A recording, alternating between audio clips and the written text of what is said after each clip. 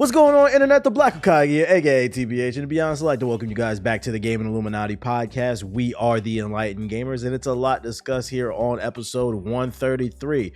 Before we get into that, friendly reminder, if you're watching the video version of the show at youtube.com/GI-updates, know this show is available on Apple, Spotify, SoundCloud, Amazon, and all other major podcast platforms.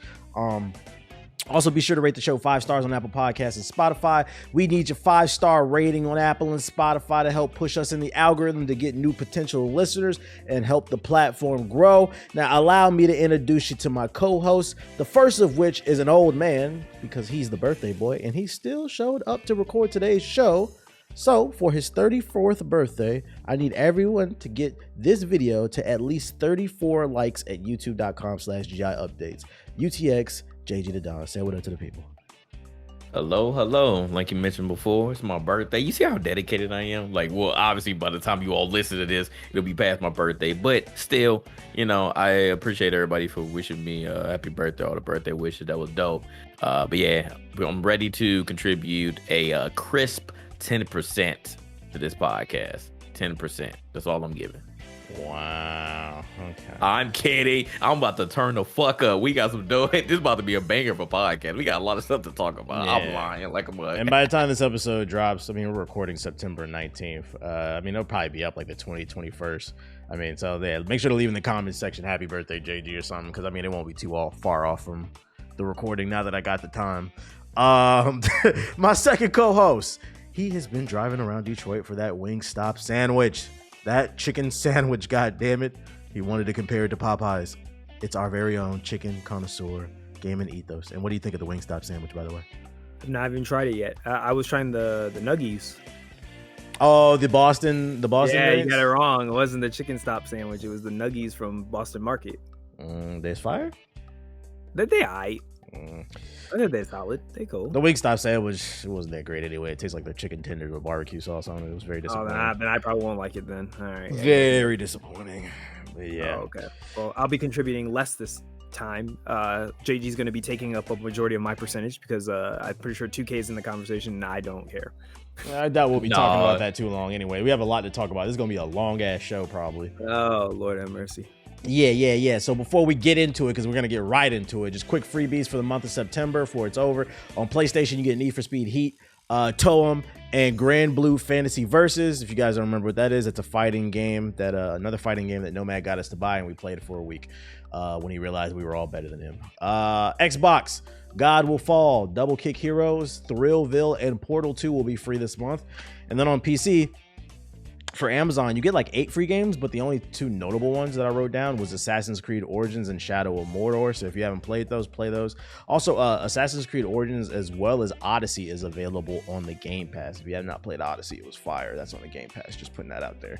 But without further ado, let's get into these leading conversations, bro. So many games have came out since the last podcast, man. We're officially in fall season, which is gaming season, and by the time the next episode comes out, it'll probably be like more games and the first one I want to open up with, we're going to talk about our first impressions of the Modern Warfare 2 beta. For those of you unaware, Modern Warfare 2 is not a remaster, but a direct sequel to Call of Duty Modern Warfare 2019. Although it can be confusing because some of the maps from the original Modern Warfare will be featured in this game. They actually had an event called Call of Duty Next. It was a whole like 2-hour event where they revealed game modes, guns, a new like third-person mode, and then literally like a few days later, the beta dropped exclusively on PlayStation. You can play on PS5 or 4, but you're poor if you're on the 4. Yeah, and we got a little bit of time to play it, so let's talk about our first impressions of Call of Duty Modern Warfare. Ethos, you were raging. What did you think? It's meh. Go into detail, sir. It just feels like Modern Warfare 2019. I don't really feel like there's anything different to it. It just feels like Modern Warfare 2.5, whatever. It's just the same game, except this time they actually did decent maps. That's about the only difference. I really didn't feel any difference. Granted, I can't really give my impression on it because I refuse to play it on a PS5 controller. I can't do that shit no more. Yeah. Oh, just for clarification too. So the beta, it didn't feature everything because like when I was streaming it, people were like, "Oh, what do you think of this mode?" It only had 3 game modes in there. Or no, it was like 3 or 4. It was TDM, Domination. They had like a hostage mode, which was basically Rainbow Six Siege. and then they had another mode where basically you get like 1 life, but then it was basically search and destroy without the search and destroy. It was just you have 1 life and you got to kill the rest of the team, but you can revive the other team. But my bad. Go ahead, Ethos. Yeah, I mean, what you said, like it just feels like 2019, just version 2. Like we're just like a small little update to it. I don't really think there was anything here that was really revolutionary. I don't think anybody was expecting it to be something mind blowing, but I mean, it's just another Call of Duty using the Infinity Ward engine. So I mean, it is what it is. I like the animations. I thought the new animations, like when you pull out your pistol and stuff and it has a gun to the side, I thought that was cool. I like some of the like just presentation stuff. I think is really cool. The game looks great, but I don't know. It was just kind of underwhelming. I was kind of like, yeah, okay, cool. Kind of is what it is. Okay. But yeah, again, I can't fully say if I'll like it because I'm just not good at playing that. Specifically, I cannot play the Modern Warfare games on a PS5 controller. I just suck at it. I don't know why. It just doesn't feel right. For sure. What about you, Jay? How you feeling about this beta for Modern Warfare 2?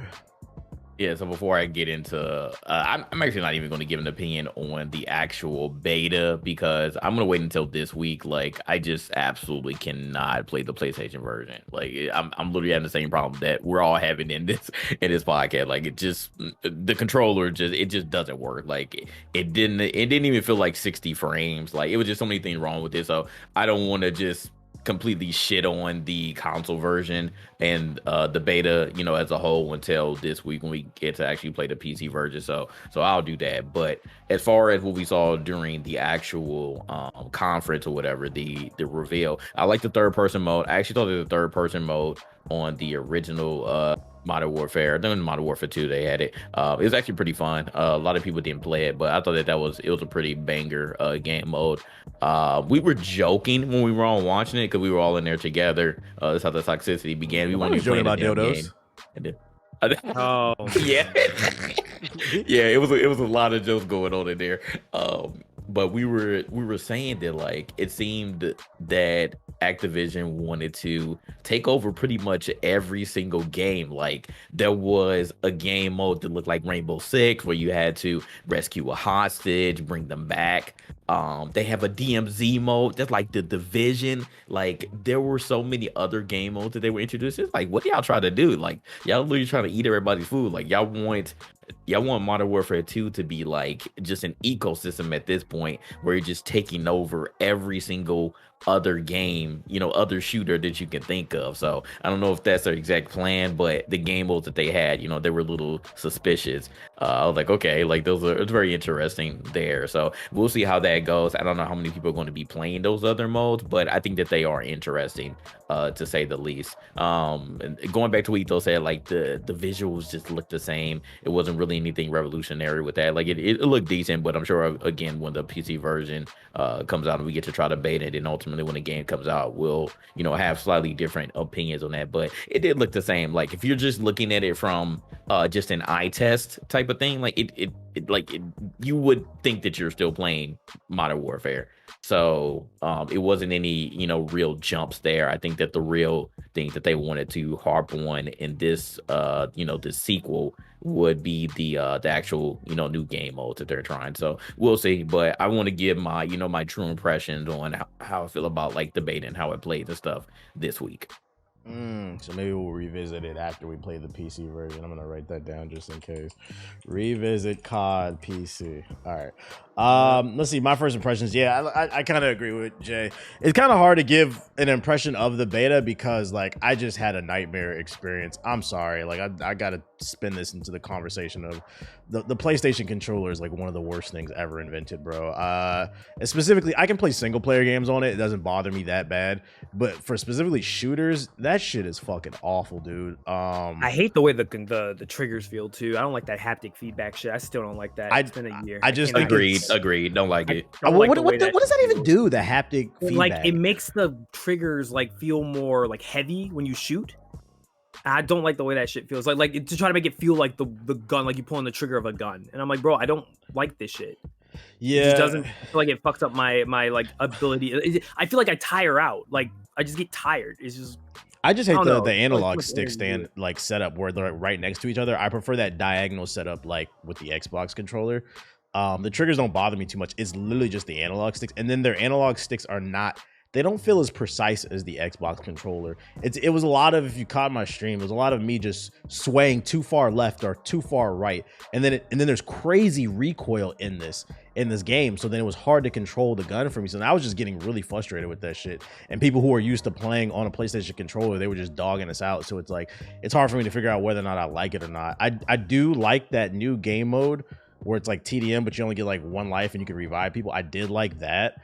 I'm like indifferent about that hostage mode. I'm like, this is bootleg Rainbow, and like Rainbow does it better. So I'm like, I did kind of catch myself just wanting to go back to traditional TDM. I'm like, but yeah, I kind of agree with Ethos. It just feels like Modern Warfare again, just with better graphics. People said the maps were better. I don't know if I agree with that. They still were kind of meh to me. I wasn't really feeling it. It was very campy too, even more than usual because it's slower. It was a lot of just corner peeking, people just sitting there waiting for you to make a mistake and then counter punching, versus Call of Duty, like people just running around shooting and like having fun. It was more tactical, but the thing is, like, Rainbow does it better. So I was like, why would I want to play this? But I still can't 100% give an opinion because, like I said, like the controller was just ass. And yes, we know you can plug in a mouse and keyboard into your PlayStation, but I've done that before with previous other games. It's not the same as PC. That shit is ass. It doesn't feel the same compared to a native PC. So it's like, I'd rather just wait for the PC version to come out so I can try the game again and get like a different opinion on it. But even still, like, I don't think there's anything there that's gonna like wow me. It's Call of Duty. I am curious how that DMZ and that third person mode plays though, especially because there's so much recoil on the guns. It's a little bit more realistic. How is that gonna play in third person? I feel like that would be hard to control if the recoil patterns are the same. That's kind of crazy because I felt like the guns didn't have any recoil, at least the ones I shot with. They felt pretty like laser beamy when I was shooting with them. But I think that's just based off of whatever gun you're using, like however you build it. Because there's certain builds you could just make the recoil like turn into a laser beam, especially if you put them in close quarters. But I think if you try to make some of those long range weapons, then I think they start to kick pretty bad.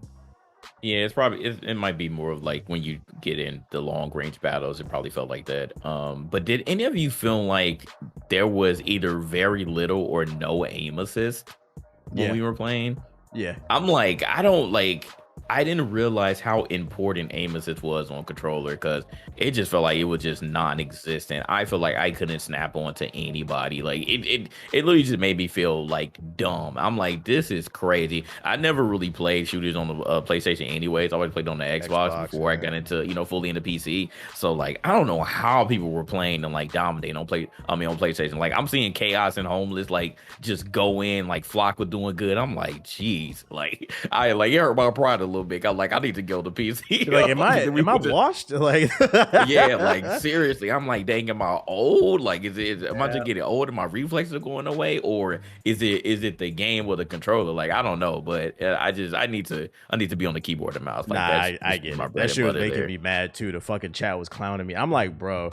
It's like y'all forgot I fucking streamed Vanguard, and like the entire time I was streaming that shit, I was playing on mouse and keyboard. Yo, you pretty nice at Call of Duty. I was always at the top of the fucking leaderboard. I'm like, this game is not hard. I just cannot play with that damn PS5 controller. Another thing that made it hard to judge too is, I don't know if it's I'm gonna go on a limb and say that I don't feel like this game is gonna improve that much more from now to release because we're almost here. The beta on PS5 was really unoptimized. That was another reason I was struggling to shoot. It was not running at 60 frames. That frame rate was dropping. And that's another thing that's like weird to me. Hey, I'm on a PS5, a next gen console. You would think it would run smoothly. If you got to dial back the graphics a little bit, then do it so the game runs smoothly. But then B, like, it's just, it makes me feel out of whack when I see how good everybody else is when the frame rate's fucking dropping versus like I'm just struggling with that shit. And I'm just like, that's when I'll be like, yo, am I fucking trash that I can't just play through this terrible performance, or have I been spoiled by PC gaming? Because it just did not run good on PS5 in my opinion. That's crazy. It might be a little both. It ran good for me. That's surprising. It might just be maybe based off of whatever PS5, because at least mine, I didn't feel like I had any frame rate issues. Like it felt pretty smooth to me overall, and I actually felt like I had decent aim assist. I didn't think it was like extremely lock-on-y, but like I felt like I had a decent amount of aim assist when I played. I just feel like I just feel like I just hated how like my mobility felt really like You just feel heavy. Campy. I feel heavy. I feel so sluggish. Like, and then you see all these Twitter videos of these crackheads jumping around and shit. And I'm just like, how the fuck are y'all doing this? And I'm like, if I had a keyboard and mouse, oh yeah, I'd be able to do that exact type shit. But like, I just can't do that shit with a controller. I don't like. I'm not used to moving my thumb off of the place where I aim in order for me to jump. Like, it's just I've never get used to that. I'm assuming these dudes are using like, I don't know, pro controllers or something. Yeah, scuffs or something where they're doing this shit. Because I'm like, I don't know how you could be doing all this jumping and still aiming your gun, because you have to move your thumbs. You got to move your thumb. You can't have your thumb both on the analog stick and the jump button. Like, you have to have it on one or the other. It's like one of the advantages of PC. You can technically have you have your hands on both, so you don't have to deviate one for the other. I'll tell you one thing I really did like about this beta, and it's that war never changes. Call of Duty, baby. That shit was toxic. Everybody was on the mic talking shit. I say, yes, sir. They was sweating on that beta and talking shit. I said, this is quality content right here, baby. First hour on the beta, bro. I'm like, what is wrong with y'all niggas, bro? Relax. Just a damn beta. Yeah, they were wilding, man. Like I said, we weren't even playing the game, but it got toxic with us. So so like playing the game, I know it's going to be worse. I was talking about that shit on stream. I was like, you know, that conversation like some people have been sparking up about how everybody wants to be a pro gamer is kind of ruining gaming, and like that's kind of how I felt playing the beta. Like literally. Yeah. I was on the beta in the first 30 minutes. They were just like sweating like a motherfucker. And I'm like, I just missed that era where like the first month a game came out, everybody's trying out loadouts, just having fun. And then 3 months into the game, they sweating. But I'm like, God damn, can I learn how to use these guns? What? I agree with you too, because I feel like I remember our first game playing, our second game playing, I literally heard people in the game chat talking about, nah, dog, you got to use the hurricane and do this. And I'm like, bro, like some of these motherfuckers are literally like, they watch the Call of Duty stream. They watch the streamers playing in this game, and they're literally just watching what all these pros and content streamers are playing and shooting with, and then they're just like, you say they dropped a 50 bomb, we're gonna use that gun, and they're just like talking about, we gotta do that, you gotta change, like they already have their attachments figured out and stuff. I'm sitting here, I'm like, bro, like when did y'all figure this shit out? Like we just started, and it's just like, yeah, I think that's kind of killed a lot of games now for me competitively. It's just not, I don't mind sweating. I don't mind playing a hard game every once in a while, but it's like, yeah, like Call of Duty used to always be the like standard, like casual, just get on, have some fun, talk some shit, get off. Now I feel like that's been ruined now. It's not, everybody's just trying to be the next like YouTube, Twitch sensation or pro streamer. Well, that's the funny part. Most of them never will be. So what you doing it for? Like, why you trying so hard, bro? You're not making no money off this shit. I don't know. We let him rock. We'll reserve judgment until the PC version comes out. Like I'm gonna give it another run. I just hope it doesn't brick my PC, because last Modern Warfare did. I don't need that right now. There's a Call of Duty clone out right now called Shatterline. It's been getting a lot of hype in these Twitch streets. It takes inspiration more from like the Black Ops series, a little bit more arcadey, like fast paced. Hero shooter with characters with like loadouts and like special abilities. It has various different game modes that are PvP and PvE. I got to play a little bit of the TDM as well as push the payload Overwatch mode. What's the name? We got some hands on time with this. How do you feel about the Call of Duty clone, Ethos Shatterline? I don't like it either. What's wrong with this one? I'm a hater. Gaming is dead, you said. I'm a hater for me, bro. I don't like that one either, man, because it's like it takes all the worst aspects of Call of Duty Black Ops that I've hated, and they throws it all into one game. Like the mines, I hate the mines. The mines are irritating. The abilities are irritating. Like I just don't have fun with it. I thought I would. Maybe if there was wall running, I'd enjoy it. It's just not fun, man. I just don't like it. And sometimes like I don't like the sprinting button. Like I don't like not having a dedicated sprinting button. I hate how I have to just hold the W keyboard in order for it to auto sprint. I just do not like that. I feel like I should have control over that. I should be able to decide when I want to sprint or not. The only reason I'm going to give this game a pass is because it's free to play on Steam. For those who want to try it, it's called Shatterline. If this was like a $60 game or even a $30, I would not pay for it. I would not pay for it. Like it's some fun. If everybody, it's a game we could all just hop on. Like, yo, let's get on Shatterline. Let's all play. It's easy access with it being free to play, and then it's not too heavy on the PC, so everybody can run it pretty much. But yeah, it is a lot of bullshit in there. But people be playing that game too. God damn it. Yeah, it plays almost like a mix between Call of Duty and Valorant, because like the headshots are instant kills. Which is weird because you have like all these characters with abilities, and half the time you don't get to use them because you just get popped in the fucking face. But I mean, it was Black Ops 4. It's just literally Black Ops 4. Yeah, it does. Yeah, somebody told me it was 3. That shit is like Black Ops 4. What about you, Jay? 3 had way more movement. 4 is just, it's just that without the manual healing. Yeah, the first time I played, I was like, man, these niggas sweating over here, bro. What the heck did I get Yeah. into? The second time we played was right after we got off the Modern Warfare 2 beta. So like we instantly went from, oh man, we're terrible to, all right, now I can shoot. So like y'all better stop talking, acting like I'm trash, right? Cause like I got my native environment now, playing with keyboard and mouse. So I was actually doing pretty good. I was actually slaying. So I think that was a confident boost, an ego boost. Like, all right, like I'm on something that's actually functional and I can run around and stuff. But what you all said were definitely valid. Like it does definitely play like a lot more like Black Ops 4 mixed in with a little bit of Valorant. The one thing that I definitely found a little bit concerning though, and I understand because it's free to play, where it definitely was a pay to win type of thing, like with the guns, because you have 5 tiers of guns.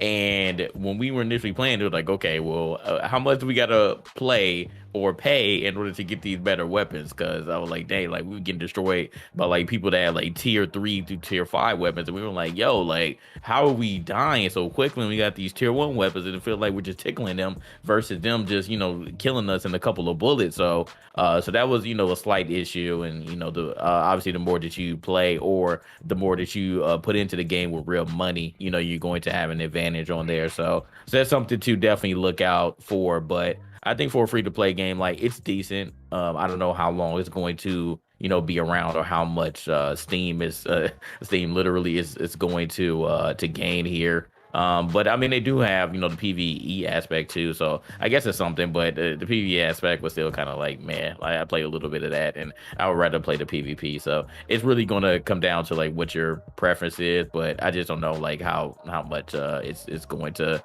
get into the first person shooter market, especially with Modern Warfare 2 looming around the corner. So we'll see.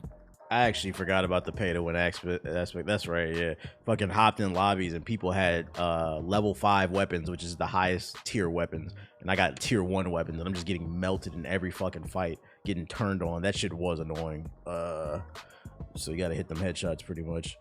But last but not least, on the gaming side of things, we got one more shooter. I did not get a chance to play this. Ethos told me I needed to play it. I don't know if Jay got to play it, but I just didn't get around to doing it. It's on Game Pass.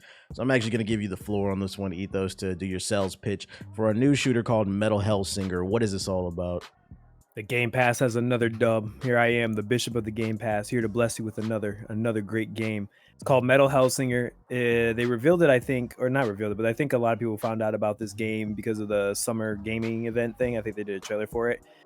Essentially, it's like Doom, but less like chess gameplay and more rhythm game. So all the guns have a certain beat that they play on, and you actually play the game in synchronization with like this metal track that's playing on the background, and the track changes as like based off your performance. So the better you do, the better hits you're hitting, you're avoiding it getting hit and stuff like that, and your score multiplier goes up higher, and as the score multiplier goes up higher, this like rock song goes off, and it just starts playing its riff, and then chorus and the vocals come in. It's really cool. Like the game reacts to how you're performing, and it plays like a Doom game. Like you get double jumps, you can dash, you have like a different arsenal of weapons that are very powerful like Doom. You got your shotgun, your revolvers, your crossbow, and you play as this like demon that's basically trying to get back her voice that basically another demon stole, and so you're trying to fight through these different like layers of hell to get her voice back. And you have this talking skull that also is like your companion, and that's all I'll say about the story. But it's a really fun game. The best part is it's not long. It literally takes less than 5 hours to beat. It's a 5-hour game. You can get on, you can play it for 2 sessions and be done with it,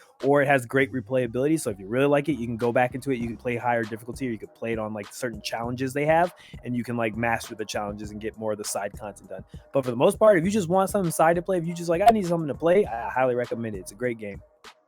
There you have it. Jay, do you have any experience with Metal Hellsinger?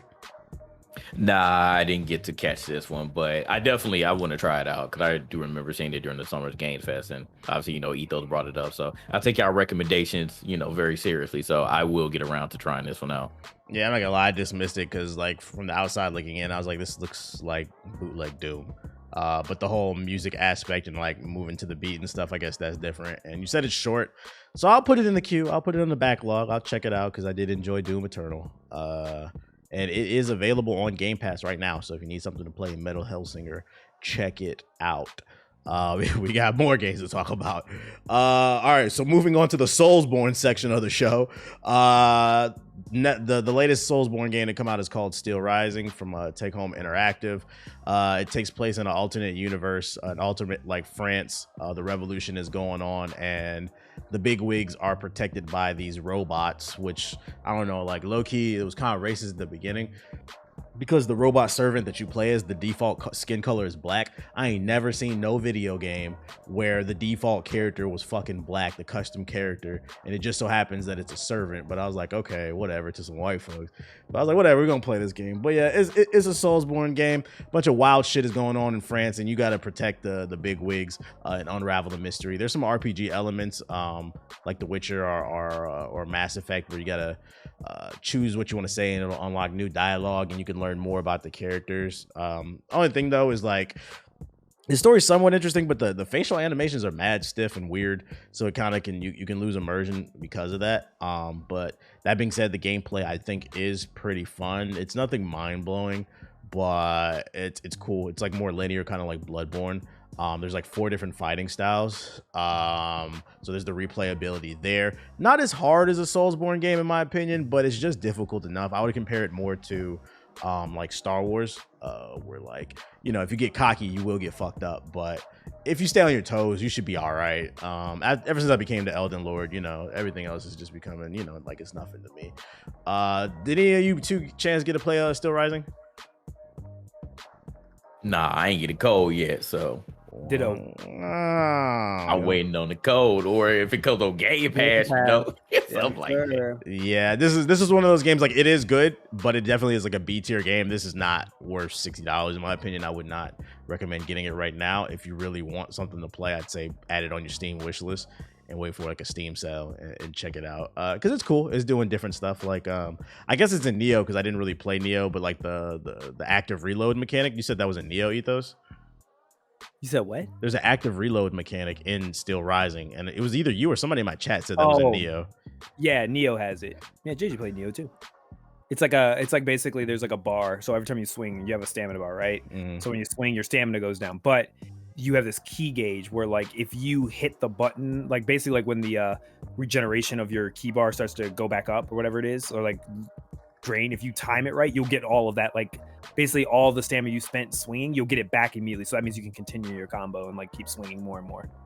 Yeah, and this giant, because you're a robot, if you swing too many times, you'll overheat. But then if you just tap Y on the Xbox controller, it'll release the steam real quick and you'll get your stamina like right back. It has to be the full bar, versus it sounds like with Neo you can do it at any time. Yeah. Well, it's not like any time. There's like a specific, just like the gears, right? There's a specific timing you have to land in order for it to come back correctly, and he'll do this like cool like animation switch or something like that. Okay. Well, yeah, that's Still Rising. That's just another game to keep your eye out if you guys are looking for something to play. Don't act like we ain't putting y'all on the games. We talked about so many different genres here. One we all did get to play, another Soulsborne game. This one comes from Team Ninja. This was announced during the Summer Games Fest during the Xbox showcase. It's called Wulong. And it's made by Team Ninja, the same people that brought us Neo as well as Ninja Gaiden. You could definitely see the influences there. It takes place during the Three Kingdoms in China. What initially got me excited about this one is when they revealed in the trailer Lu Bu pulled up, and anything with Lu Bu in it, you already know I'm interested. One of the baddest men to ever live. It's a Soulsborne game. I didn't play Neo, so it's hard for me to compare. Maybe y'all can help me out with this one, but like I was playing it this morning and I like the game. I think I'm gonna end up picking it up. It's a lot of verticality, fast paced. You feel like a ninja. It has a interesting counter system that I was struggling with a little bit, but I started to get better at it. How would y'all compare this one to Neo, Wulong? GG, because I have not played it. Well, you have to compare it to Neo because I haven't played Neo. Wow, y'all don't play no games. And we just said we play games, bro. I could have swore you played Neo. You never played Neo? No, I played the demo for like 2 seconds and I put it down because I said that this is a Dark Souls game. I said I'm not playing this. I thought you picked it back up after you got used to no, I haven't done it yet. Oh, then we're screwed. We can't even speak on this because I only played Neo and he's only played the new one. Okay, well, you gotta play Wulong, then. You play Neo. How about that? guys are fucking frauds. And then they get mad because I say they don't play no games. Y'all see what I'm talking about? They don't play no games. We just playing the opposite game. What does it mean? Yeah, we just play the opposite way. But I can't speak on Wulong. I can't speak on the comparison, but I can speak on Wulong. Yeah, it definitely felt good. I could tell that, you know, it definitely has a lot of, you know, Neo type of gameplay here. So that, I mean, that was fine. But like I said, I can't really speak on you know, the changes from Neo to Wulong. But like I said, the counter system was cool. I definitely liked that. I ended up getting the hang of that a little bit later on. I ended up making it all the way to Zhang Liang. That was like one of your like main boss fights. Yeah. And this second phase is freaking crazy. I like almost beat him. So I got to go back and continue and beat him before the demo is over. But it was cool though. Like you mentioned the verticality. The verticality was dope. I like the weapons that you had there. Like I even found at one point Guan Yu's weapon, if anybody remembers Dynasty Warrior. So I ended up finding that. So they, you know, they got like, yeah, so they got like the, you know, the tiers of, you know, how good or bad the weapon is and your armor and stuff. So, and the character customization, that's actually like one feature. Like if you really care about that, the character customization is like really vast and deep there. So, you know, you can get lost in now for hours like trying to make your character, and you can save it as well and upload it. So like if you make like, you know, whatever character from your favorite video game and, you know, want to show it off and have other people download it, you can do that too. So I liked it. If you like Neo, you're gonna feel right at home with this game. And like T-Base said, this is during the Three Kingdoms era, so it's not Japanese, it's Chinese. I know everybody just wants to, you know, put everything in the Japanese banner, but it isn't Japanese, it's Chinese era. So it's dope. It's definitely going to be something that I'm into just because I love Dynasty Warriors back in the day. So I definitely am highly into the Three Kingdoms era. So I definitely am going to pick this up. I was happy that the demo came out after they talked more about it during TGS. The summons in this game is fire. The class that I picked the metal class. It's like more magic and melee, and like you get to summon a tiger. That shit was fucking fire. Fighting the bosses like that, and it's pretty optimized. It was a little bit of frame drop here and there, but for the most part, it ran well. I enjoyed the combat. It was like super fast paced. It rewarded you being aggressive as well as you getting creative with your combat. Because there's so much verticality and your ability to climb like a ninja. The only thing is like that counter system is kind of weird. You'd have to hit circle on the controller, and like from what I could tell, it felt like you had to take your finger off the left analog stick and you had to tap circle at the margin for error is very small. You have to hit it at the perfect time and you can't move the analog stick. At least that's what it felt like. So it took me a second to kind of get used to just like almost like you were playing Valorant. Like you shoot better when you stand still. It's like you have to stand still, let them attack, and then press circle at the right time for the counter. And it was kind of hard to do. But once I started getting good at it, I will say it was very satisfying to counter people, because when you did, you get these cool ass animations that make you feel like a badass. And then also you lower their what's the word? I guess like their poise. The same thing in Sekiro, where like they have a second bar where if you break that, then you'll get like to do like a heavy damage attack. So that was pretty fire. I got to the actual boss in the demo, the Zhang, whatever his name is. He's in Dynasty. Yeah, he's in Dynasty Warriors too. I beat his ass like the first phase. I beat his ass once I figured it out and like the counter system. But yeah, I rage quit on that second part. I was like, bro. Some people in my chat were saying that, oh, you need to go back and grind the Ks a little bit and to like level up some more. I was like, bro, I'm not gonna grind a demo. I don't care, because I just wasn't damaging him enough. But I liked it. I think I'm gonna pick it up. Well, actually, it's gonna be on Game Pass, so yeah, I'm gonna play it. Yeah, that's pretty much what it was. Like I ended up having to go back and do the same thing because like I see how the level up system works. There's like two different things that you can do. You can run through, and you know, as you continue to, you know, defeat people in the area and stuff, like you can level up. But if you die, it won't, or if like your momentum doesn't stay there, like if you beat some enemies but like you're just running around doing nothing, to like you can still like your level can still go down.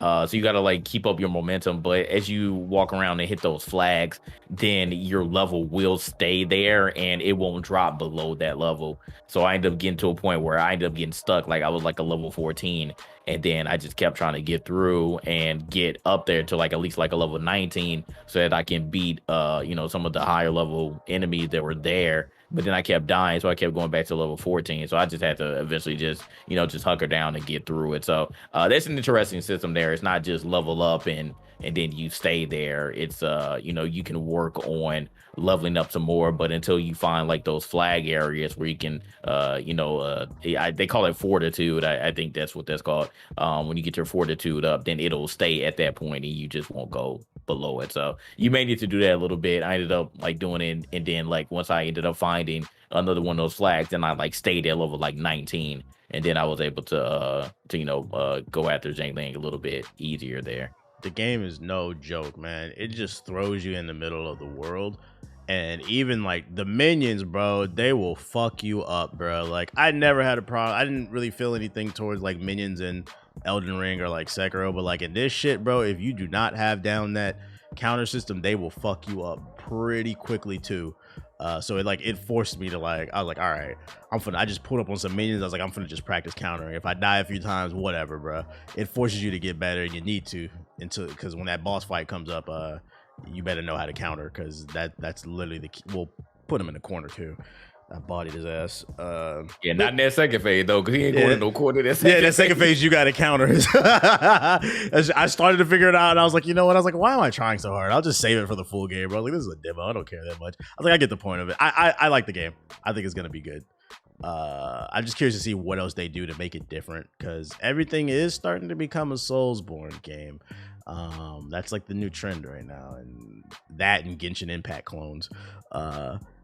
Yeah, both though. Yep. That's the new trend. Low-key, nobody's talking about. Like, I've seen a lot of those type of games popping up. So I'm really hoping that companies continue to try to innovate on this genre. Otherwise, let it go. I know we got Wulong still rising, Flintlock, Liza Penis or whatever that shit is. The Pinocchio joke. Yeah, the Liza Penis. I mean, you might as well call it Liza Penis, because Pinocchio's nose grows. It looks like a penis, so whatever. It's about Pinocchio, so, which is one of the weirdest movies ever. But anyways, yeah, that's Wulong. You need to download the demo. I want to see you. You should stream it, Ethos. I want to see you play it. No, I'm good. Wow, you don't want to be stressed out? You're like the Neo Pro. Yeah, Bro, you gotta play it. Yeah. Look at this guy, fucking fraud.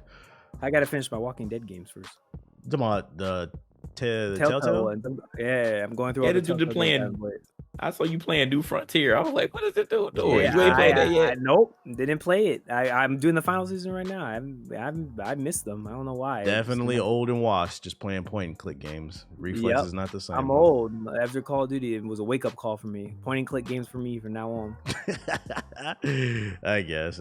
Let's talk about one of the best games of the year, JG. NBA 2K23. All right, I'll be back. NBA 2K23, they implemented a bunch of new features. They got the new Jordan challenges where they put a 1980s filter on it, so it damn near blinds you while you play as Jordan, trying to complete different moments in history.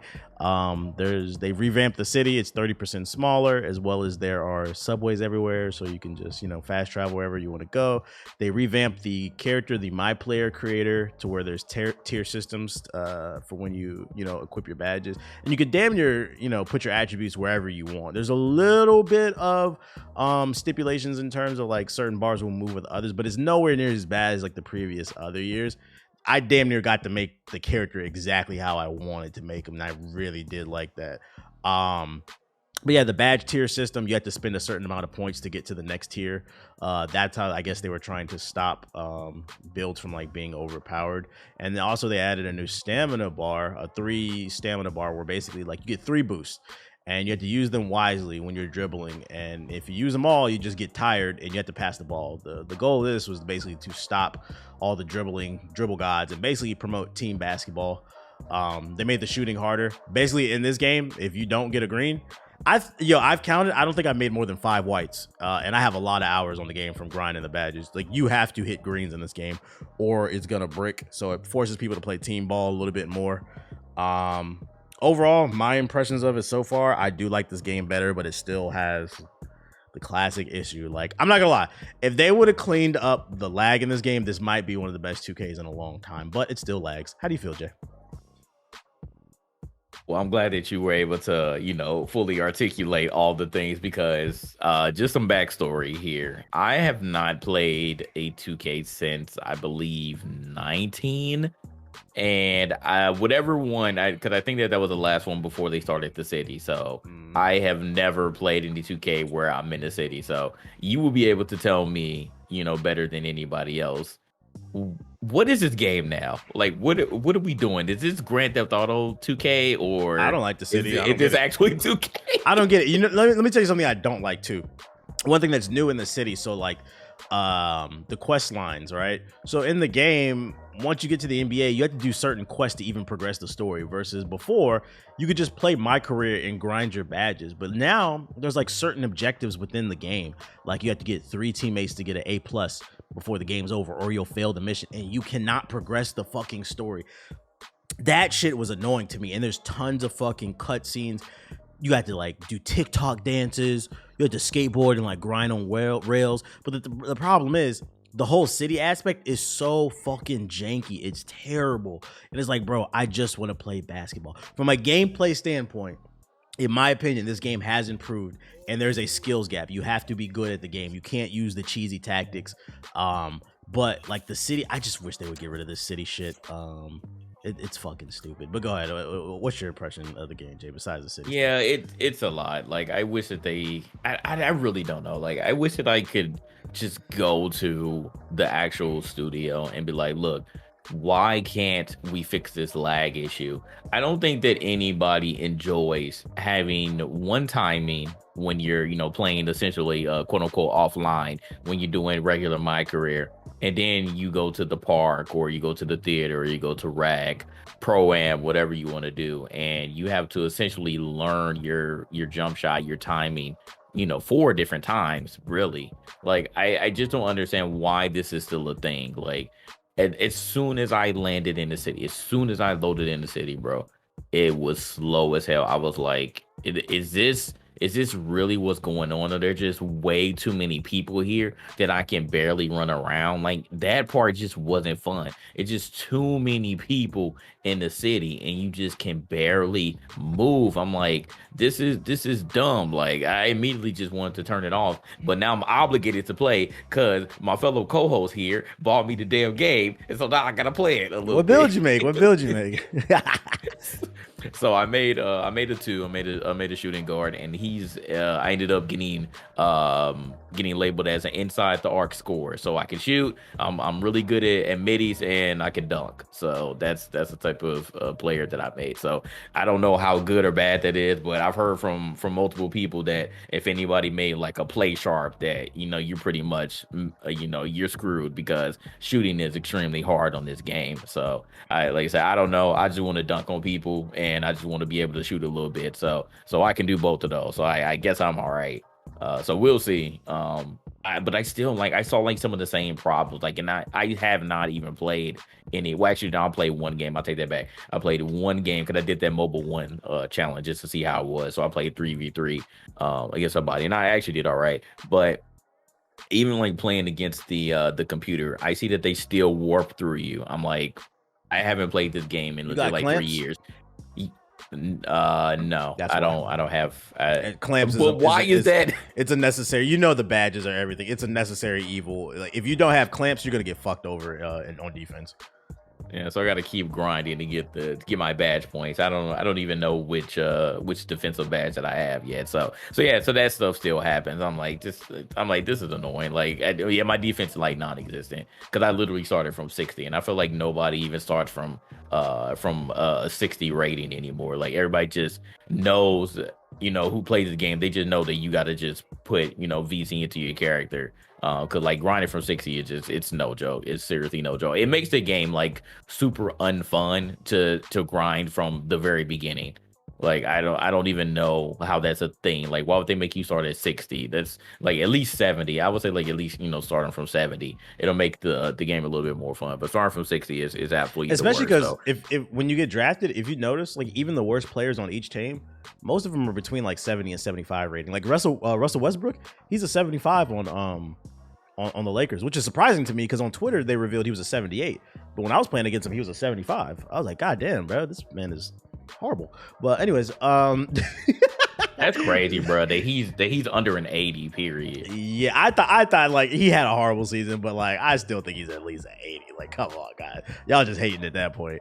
But yeah, that's annoying. Another thing too that makes it hard is the inflation on. There's an inflation on VC. So like reports came out that like if you want to pay your way to getting to like a 90 something or whatever, it costs like $100 in VC if you don't want to grind. So the grind is terrible, but then it's even more terrible if you pay because they're upping the prices on VC. It used to be like $20 to get like to like an 85, but now you got to pay $100,000 to get your damn player up. They have the rebirth thing where you can make another character once you get to like level 90 and it'll give you 24 badges, but even still you have to pay like 200k VC in order to activate it. So like they trying to do whatever they can to make that money. So you basically, if you get this game, listeners, you better take advantage of that My Player Builder, test builds out, make builds, take screenshots, whatever you like, and then pick the best one. You better make sure you get it right. That being said, like I do like the new builder. I haven't seen anybody with my build, and them names is mad fucking, they're mad deceiving. Like my name of my player is a diming 3-point shooter, but I have a 92 on my dunk, and I got gold posterizer and gold bully. So I like that shit. You can make whatever the fuck you want. So just be aware, same old microtransactions, but in my opinion, the gameplay has improved. I just, at this point, okay, it's like, all right, you guys want to do the city, cool, whatever. At this point, I just really need them to focus on improving the online. I've seen people complaining like, why don't they do crossplay? How about we just get the online to work first? Like, let's get the lag, because that's one of the reasons they changed the shooting mechanics, so it's hard. But one of the reasons why it's even harder is because, like you said earlier, there's so many different timings you have to learn because the lag is constantly changing. It's hard to consistently get greens. So you better make sure you got dunking in your build in case them shots ain't falling, because it is rough out there. Yeah, that's actually a great point that you said. Like, I have been wanting cross progression. I mean, cross progression would be cool too, but cross play on 2K, and we're still dealing with the lag. Because I remember I asked y'all like every year that I didn't play, I'm like, how was that lag? Did it get better? Because that was literally one of the things that just pissed me off. Like, all we were playing throughout the years, and to hear that and to actually see now that I'm playing that it still hasn't been fixed, it's just very disappointing. Like, I still don't know what's going on. That people are going to play 90+% of people are playing online. Like, that's just a fact. We're only playing My Career just because a lot of this stuff is locked behind having to actually progress through it a little bit, with your My Player as you're doing that. So that people are going to play online. So your first priority every year should be, hey, how can we finally fix this lag? And it still doesn't seem like it's been addressed. Like, so I want to know at this point, is it just something impossible at this point that just cannot be fixed no matter what they do? Because if that's the case, then I don't know how many iterations are going to come before people are like, yo, I'm tired of this. Like, we need this fixed or else. But there isn't an or else, like, because nobody can go to any other basketball game. This is it. So people are just being forced to play it. So you just have to be forced to deal with the bull. And that needs to change, I think, more than anything else. Yeah. Only time will tell. Freaking, they need that competition. But as long as they don't have it, they're gonna continue to do whatever. WNBA's in the game. Did you play with that, Jay? No, I haven't tried any other game mode but My Career. Yeah, I want to try the Jordan Challenge just because that's supposed to be the the big thing in this one. Reminiscing back to 2K11, which a lot of people regarded as the greatest 2K that ever came out. So I want to try this one just to see how it is, because I never played 2K11, but like I said, everybody said that was the best one. So we'll see. I'll eventually try some new game modes. The best online modes that have the least amount of lag is if you go to the theater. It has instant matchmaking. That's one of the things I like. It's in the middle of the map. That's what I was playing on stream today. So like, you don't have to go to the park and try to find people to play with. You can just literally match up and play 3v3. That's not as bad. And then surprisingly, the Rec, we played it last night for the first time, and they were telling me, that this is like the least laggy mode, and it's 5v5. I don't know why, but it seems like the mode where basically it seems like it's literally just the city causing all the damn lag. Those are the best modes to play. So a game mode with more people had less lag. That don't make no sense. I don't know, man. I don't know. The thing is, those are NPCs. Those aren't real people running around. In the wreck or Yeah, those are NPCs mostly on the sideline. It's not real people. It's not oh, like you the talking old about that? wreck. Okay, yeah, okay. It's basically matchmaking. Okay, cool. So yeah, that's NBA 2K23. If you don't want to buy it, I'm sure it'll be on Game Pass eventually because 2K22 was. Is Ethos back? I've been here, bro. I'm just playing. Metal Hellsinger, yeah, we got you. Okay. Nope, playing Cyberpunk Uh, on my Steam Deck. oh yeah. Did any of y'all watch the new Edge Runners anime? I keep hearing about that Cyberpunk. It is gas, amazing, masterpiece. Not even lying, bro. Even with my bias, of course. It's literally the best thing I've seen all this year. I'm not even joking. What was that shit? I think I seen a tweet from you. You were talking about the narrative is starting to change on. Oh, it's completely shifted now. It's almost 180ing now. People are like, you know what? They're basically Thanosing it. Maybe we were too harsh on you. Now I'm over there. Yeah, literally the whole. Remember I told you it was gonna be a cult classic? It's basically becoming that now. Now people are playing Cyberpunk like, you know what? Game was pretty good. I'm just like, oh my god. Yeah, it had a lot of bugs and shit, but maybe we was a little OD about it. Now the game's in good shape. It's a good game. Hate. Yeah, pretty much. The hate engine now found, a newer game to hate on, so now they just left Cyberpunk alone. I highly recommend it. 10 out of 10. Literally amazing. It's on my queue to watch. Everybody keeps telling me it's fire. It's only 4 hours. You literally could just watch the whole thing in like 2 sittings and be done. You know, it's a fire movie I seen the other day, The Barbarian. Have y'all seen that? Nope. The Barbarian? Yeah. That scary movie? Yeah, it's a hard. That's top 5 of the year. And I like saw scary, or are you just like it has its moments, but it's like a good mix between horror and like it's surprisingly actually really funny. But it is a horror movie. It has some legit really scary moments. But the story is really fire. Ethos, who is this guy, bro? This man going to see scary movies. You know, I know what it is. I ain't gonna say that. I ain't gonna say that. I know what it is, man. Yeah. You went to go see the Black Phone. Okay, I see you, bro. I ain't never heard this man be anything about caring about any sort of horror movies. Exactly. Listen, you know it's funny. Hey, you know what's funny? It was funny. I told her the other day, I was like, yo, them niggas always make fun of me for watching Marvel movies. I was like, I think I'm all that nigga. I think I'm growing up or something, bro. He literally every time TVA chases something, he's like, all you niggas watch is Marvel movies. Some bullshit, bro. Hey, it's a good movie. What, you just on a horror binge? Because I did that shit like a year and a half No, ago. you know what it was? I only saw the Black Phone because of her, because she was like, yo, I heard it's fire. I was like, all right. It ended up being good. I saw the Barbarian though, because the chat goes like, yo, Barbarian, if you like the Black Phone, there's like, you'll like this one. And then somebody, Joe from G4, one of the producers, he told me he saw it. He texted me. He's like, yo, you should go see it. It's fire. I'm not gonna lie, it is like top 5 movie to me. Like it was actually really fucking good. Is it on streaming, or I gotta go to movie theater? You said you what? gotta go to movie theater for that one. Yeah, you gotta go to movie theater. Smile movie. That's what I want to see. I want to see that Smile movie. Yeah, I want to see that too. Yeah, Smile look dope. Oh, I saw it because I actually saw the one you said Beast. They had a preview and it was Beast, Smile, and I think that Barbarian. I think it's the one like where he's like he looks down like a goofy ass movie. Oh yeah, that shit wasn't scary. That shit was hilarious. I love that movie. It was a fun time to watch. But Smile was like I can get you a trailer of it. It's like it low key creeped me the fuck out because I was watching that Bullet Train movie and they had a preview for it and I was just like, I need to see that too. Barbarian, I missed that one. I missed Bullet Train. Barbarian is what I thought Nope was gonna be. And it was also really fire about that movie because like it was one of those movies I was like, yo, I gotta go. That's when I saw it. It was Nope. It was during the Nope previews. That's what I saw. Yeah, we saw that preview for that. Yeah, for Smile. This one looks creepy as fuck too. I have seen this trailer. Yeah, I was thinking about seeing this one. Yeah, this one, and then there was one about like a couple is going to like a dinner party or something like that, and there's some like sort of like creepy feeling about it or something like that. It's like on some like very like I don't know if it's like maybe like a cannibal movie or something like that, but it's like in a very secluded area. I forgot the name of the movie. Fuck. Apparently it's coming out either soon, but it looked really promising from the trailer. Will you be my guest maybe? I watched some theory videos like after I saw Barbarian, and it made the movie even more fire once I even further understood it, with like not even spoiling anything too much, but it was like the movie's kind of like a big ass metaphor for like men who abuse power and the corporate place and like sexual abuse and shit like that. But there's like metaphors there. I was like, yo, this is what I thought Nope was gonna be, because that movie was kind of, it was like a 6 or a 7 to me. It was kind of The Menu. That was the name of the movie. The Menu. I heard this one was good. It's called The Menu. It actually came out. The Menu. Yeah, I'm more cultured than you guys now. It is what it is. And I play more. Bullshit. Hold on. Man, Not am I bro. more cultured This than man everybody in watches this call, 2 whole but I games. play more games too. That's crazy. That's Yeah, crazy. okay, sure, buddy. That's Sure, why sure. I'm never having kids in a family. Fuck that.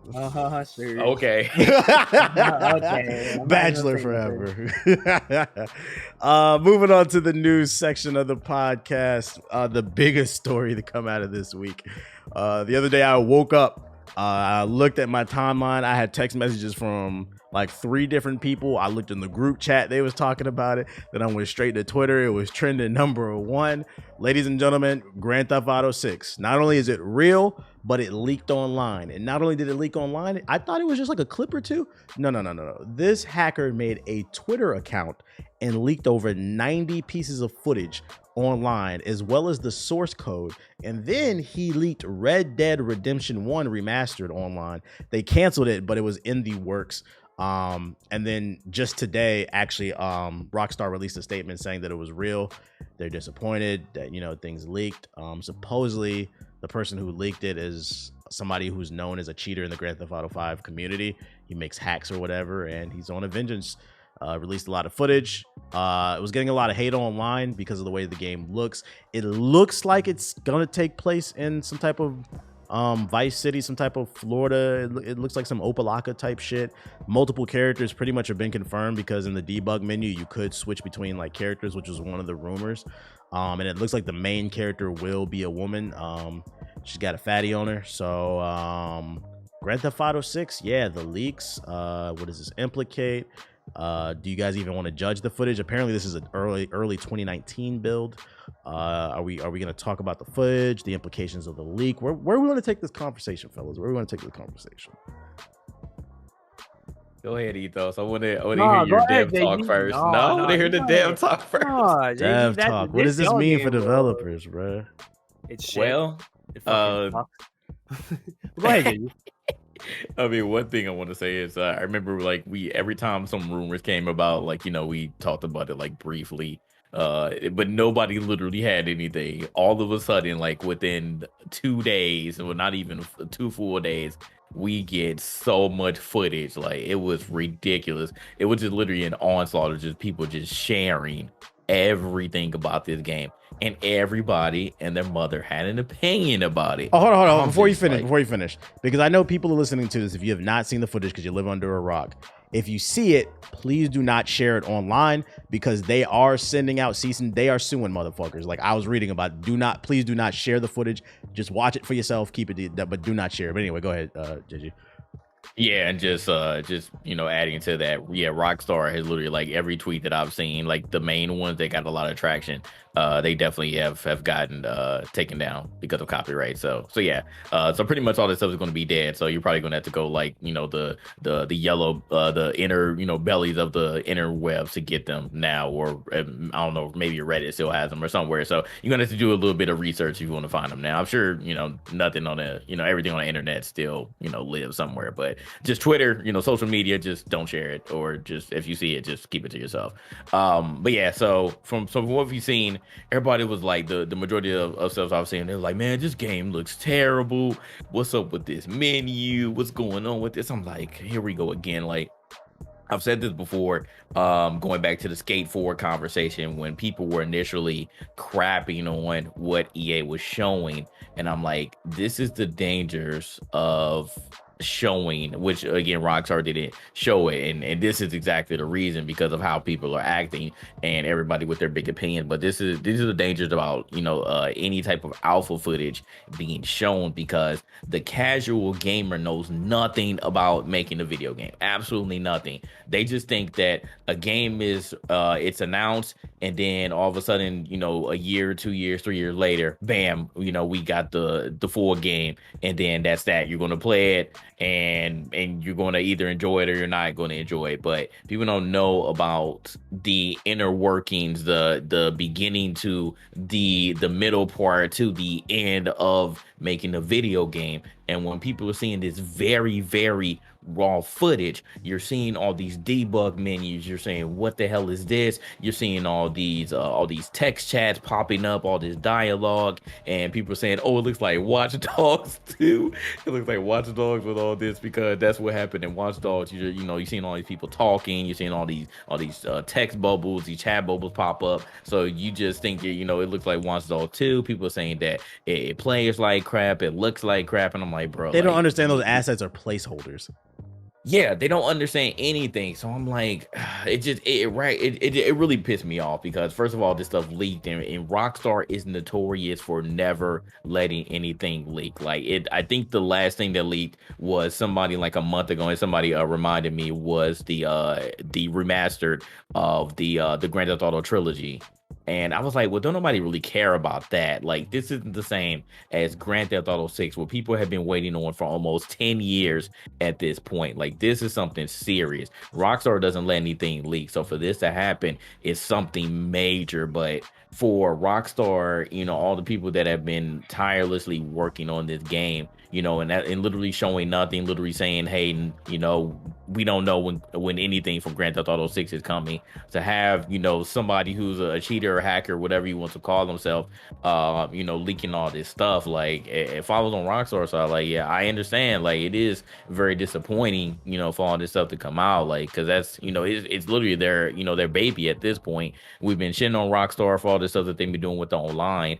And, but in the background, they were working on this. And then all of a sudden, somebody gets the source code and literally leaks all this stuff that y'all been working on. Like, it sucks. And like I said, I think the worst thing is just the people who just know nothing about it, who just were just shitting on all the footage that they saw, and there's a smaller group of people that were like, hey, like, at least it's real. At least this is Grand Theft Auto 6. Like, we should be expecting it soon. Like, they've been working on it. You seen those people who are just excited no matter what. But yeah, I did see a lot of negativity here. And I just think that's just wrong. Like, I think that people do need to understand and have a little bit more sympathy and grace for the people who are making, your favorite games that are about to come out soon. Because it was really bad. It was really bad what I saw.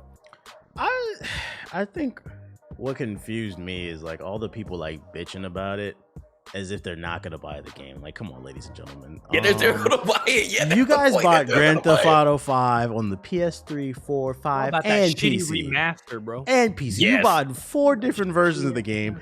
GTA 5 roleplay is bigger than ever. I'm seeing some streamers blowing up right now on that.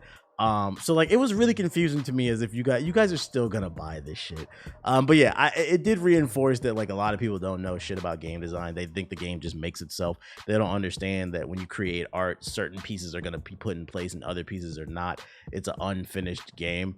The only thing that I do have like a little bit of concern for it. It's not even that much, because I'm not that much of like a graphics whore. Is the way the game it did look. I don't care about the gameplay and like the menus and all that shit. I know that's all unfinished, but I do question how much differently is it going to look aesthetically from an art style.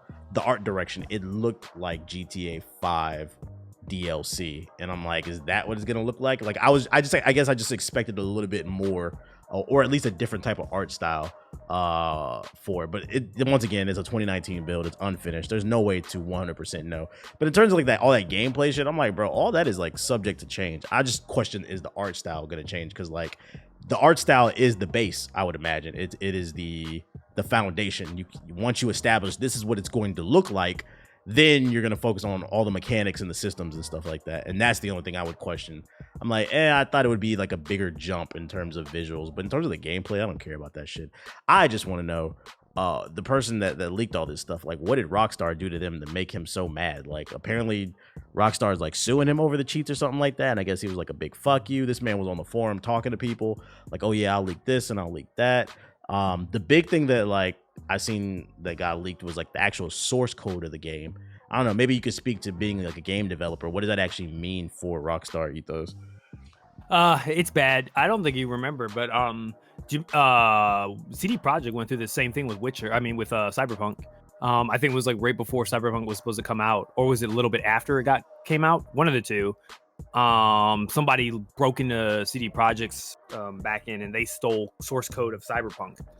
And I remember people were like, "Oh, he's got access to the source code, so he's gonna be, he's gonna sell it onto the black market." And for a company, that's like scary because essentially, like a lot of your like back end, like how you built the game, is gonna be out there, and obviously, like publicly, you're not gonna see this, but like it wouldn't surprise me behind the scenes, other like potential like players in the industry and games would like kill for that sort of information because effectively, like, I'll give you a good idea. So like imagine WB, right? Like imagine they drop Shadow of Mordor, right? And then I hack into their system and I steal the source code.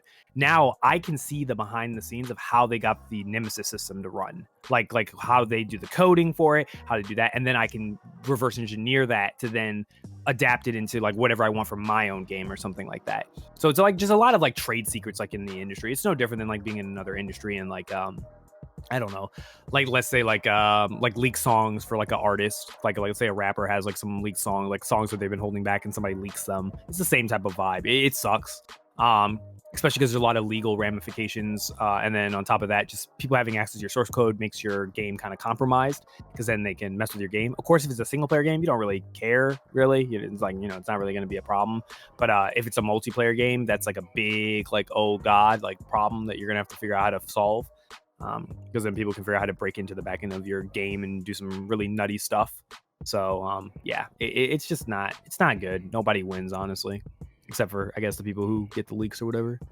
Yeah, I couldn't help but wonder if this is karma for Rockstar, because like it's been numerous reports over the years of developers, insiders that work there talking about the culture of the place, very bro culture, as well as being overworked, crunch hours. And then like I've had little birdies tell me that Rockstar has had journalists beat up that didn't like their games. I can tell you who told me that, but I've been told that Rockstar is real.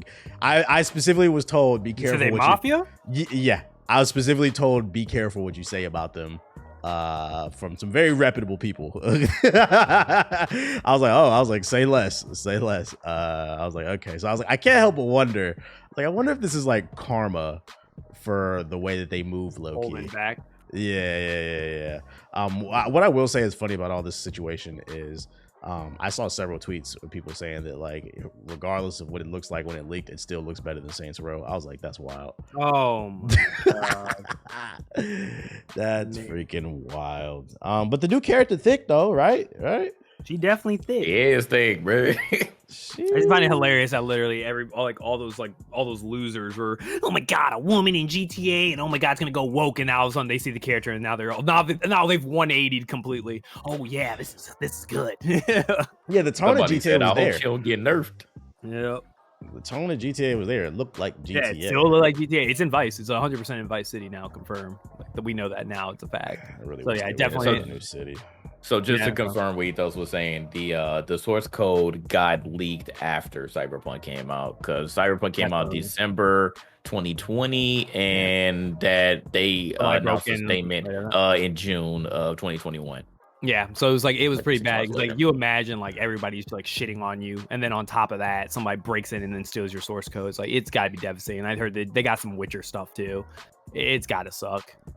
Mm-hmm. Yeah, and I think it's kind of worse because I think it's one thing like when your game's already out there, it's like okay, well our game's out there now, we just have to like make sure there's no like vulnerability stuff we need to be careful of.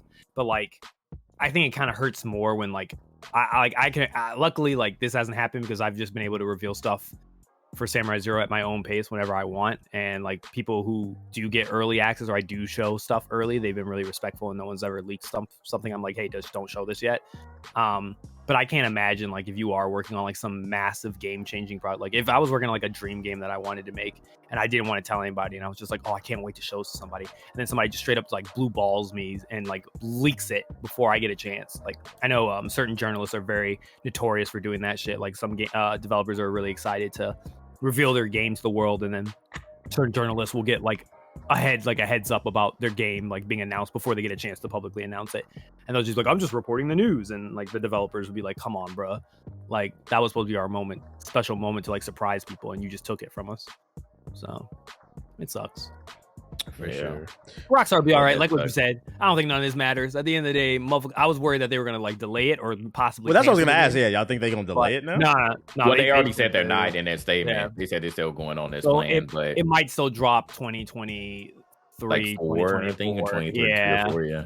sometime next year or the year after. So The we're gonna get it reveal, probably in the next 2 years. the reveal won't hit it won't hit the same one You know that what's hits the crazy? internet though. For the people that were talking shit about it and da-da-da, and it was in 2014. I'm not gonna lie, the game was looked in solid shape. I mean, like from a technical standpoint, like they had a lot of systems already up and running in that, which was pretty crazy. Like the way they interact with the cashier and stuff like that, and the police Mechanically, system, like, it's there. yeah. It's just, I think what threw people off is all the debug The menu art with all the systems and the debug? stuff moving Yeah. around. They're like, Art what the always fuck? comes last. I honestly Literally believe always some comes people last. think the game just makes itself and it just works. No, Like there's it just not, doesn't. they're not operating on some different system. It just doesn't. People are so stupid. Like I saw one tweet earlier that the guy, like, he's straight saying, "Oh, I know what developing is." I'm like, you're bullshit. No, you don't. He's out here trying to tell people that, like, oh, the art comes first and then they work on mechanics and stuff later. I was like, no, that's not how any of this works. Like, no. Like art usually is always the last part that usually comes together in the product. Like it was funny. I don't know if you saw it, TBH. I liked it. One of the developers who worked on the Mass Effect trilogy, he said when they were developing Mass Effect 3, for like 4 months of that development, like 4 months, or not 4 months, for like 2 years into the development of Mass Effect 3, Shepard had no head. Like and this is the third game. He literally was running around with no head. They said while they were developing the game, they said it wasn't ready. Like they had the whole update the head system, and they said it wasn't up and running. So he was running around headless the entire time while they were like working on the game. It's just stuff like that. Where it's like, I just think, it's kind of like damned if you do, damned if you don't. Because at one point, gamers are just like, oh, you guys are so secretive. If you just told gamers or were more transparent, would be cool. Then like, there's a reason why they don't want to show you something too early, and then you see something too early, and now that then they're shitting on it still. Oh, this shit looks like ass. It's like, bro, what the fuck am I supposed to do, dog? Like, you're mad that I'm not telling you anything about my project, so I'm not gonna tell you until I feel like it's in good We're enough. talking about a game that's 3 years out. Of course, it looks like ass. It's Yeah, nowhere yeah, near done. and then literally you get what you want. You get to see what the game is shaping up into right now, and then you still don't understand. Like you just call it shit. So it's like, That's damn if you, damn what I if you keep don't. saying, man. That's what I keep saying. Like, just the general public does not need to see alpha footage. Like, I'm a firm believer at this point. Like, I don't even. It has to be a very, very, very select group of people. But even still, like, you have just these jokers. I was talking about, like, whether it's the press or a big influencer, content creator, you name it. Like, when you're showing them this, or even letting people play this, and they just are so excited, they just want to be the first to reveal whatever information, and then they decide to do that. Just go completely against whatever NDA or whatever that they sign. Like, it's all bad all around, and I just don't like any of it. And it's funny though, because like you as a game dev, like that one tweet that you were talking about that you replied to, he's like, bro, he's like, can you be this stupid? You do not develop video games. What are you talking about? Like, even I know this, and I don't develop video games, but I know enough about how a game is made just by seeing all of these early builds of these games to know that the art is not made first. Like, you literally see freaking stick figures running around so that they can get the mechanics of the game done first. So why would you think that the art is made first before everything else? That just legitimately makes no sense. That's why I say you gotta be careful with letting this stuff get out, because just everybody thinks that they have freaking 300 IQ and that they know it all, and everybody has these big opinions, but they're gonna buy the freaking game anyway. Going back to what TBH said. So why are you even having a big opinion anyways, talking about freaking alpha footage? Shut up. It's terrible. I was gonna say TBH probably can relate to this, because I'm there's certain games we've seen early of, and we speak from experience. Like, literally, I remember playing a demo for a certain game, and I was just like characters were in T-posing, moving around, like animations weren't even done for a scene. This is like a game that was supposed to come out in like a year and a half, and stuff wasn't even done yet. So yeah, a lot of shit in them. I always say, man, it's the people who've never created anything in their life that don't understand the concept of creating. They think things just exist, and really, if it was that easy, everybody would be doing it, but that's not the case. That's why you are a consumer and they are the producer. So let them do their job. Let the artist paint, and when the painting's done, they'll let you know. Then judge it. Yeah. Until then, fucking relax. Jesus Christ, man. Hopefully Rockstar doesn't have any more leaks. They contain that. I'm sure this is not the last of the story we're gonna hear. Probably gonna hear some shit about them sending the FBI to get his ass and shit. Oh man, that man's life is over, bro. Yeah. Somebody tweeted me. They was like, they gonna send his ass upstairs. Yeah, you think they beat up journalists? So imagine what they're gonna do to somebody. They're gonna break your. He going to the gulag, bro. He gonna see the queen somewhere, bro. He's about to be doing with the queen real. That soon, man is bro. hacking Rockstar from some remote hut by the Louisiana Bayou, and then one day, fucking SEAL Team 6 pops out of the water on top of an alligator, and they surround the house. Do. We know you're in there. Fuck, he tries to take the thumb drive and put it in his pocket and jump out the glass, but they get him. You remember? I don't know if you remember. This is so long ago. Do you remember in the first Transformers movie? Remember with what's his name? Anderson, the actor. The black dude. He plays the hacker. Okay, I was about to say it was gonna be the same thing. Yes, I know what you're talking about. Go ahead. Yeah, you know the government, how the government comes and gets him because he has like evidence of the Transformers existing. So they just bust in his house and he just starts frying his hard drives in the microwave, whatever it is. Like, yeah, that's literally about to be him. I heard they already reached out to the Justice Department and also the FBI's. I mean, that's the same thing. The FBI and their police. So I better stop playing, bro, man. You know Rockstar don't play about their money, man. We gonna see, man. Sony PlayStation State of the Play. They just had one last week for September 2022. A lot of big announcements. Surprisingly, this one was really good. I'd go as far as to say this is probably the best State of the Play that they've ever done. Not to say that the bar was very high in the first place, but some highlights included that they announced they officially showed Tekken 8 gameplay, had a fire transition on that, some more God of War Ragnarok, VR Star Wars game for PlayStation VR. There's a new Yakuza game called Ishin. It's like a spinoff. Some more Hogwarts Legacy. They showed some other anime games. Oh, Project Eve, that looked pretty cool. That was a third-person action game. I think the highlight for me though was the Rise of the Ronin, which is another game from Team Ninja, who's also working on Wulong, a samurai type of action adventure game. It was just hit after hit after hit, and it was finally like it was a reason to own a PS5.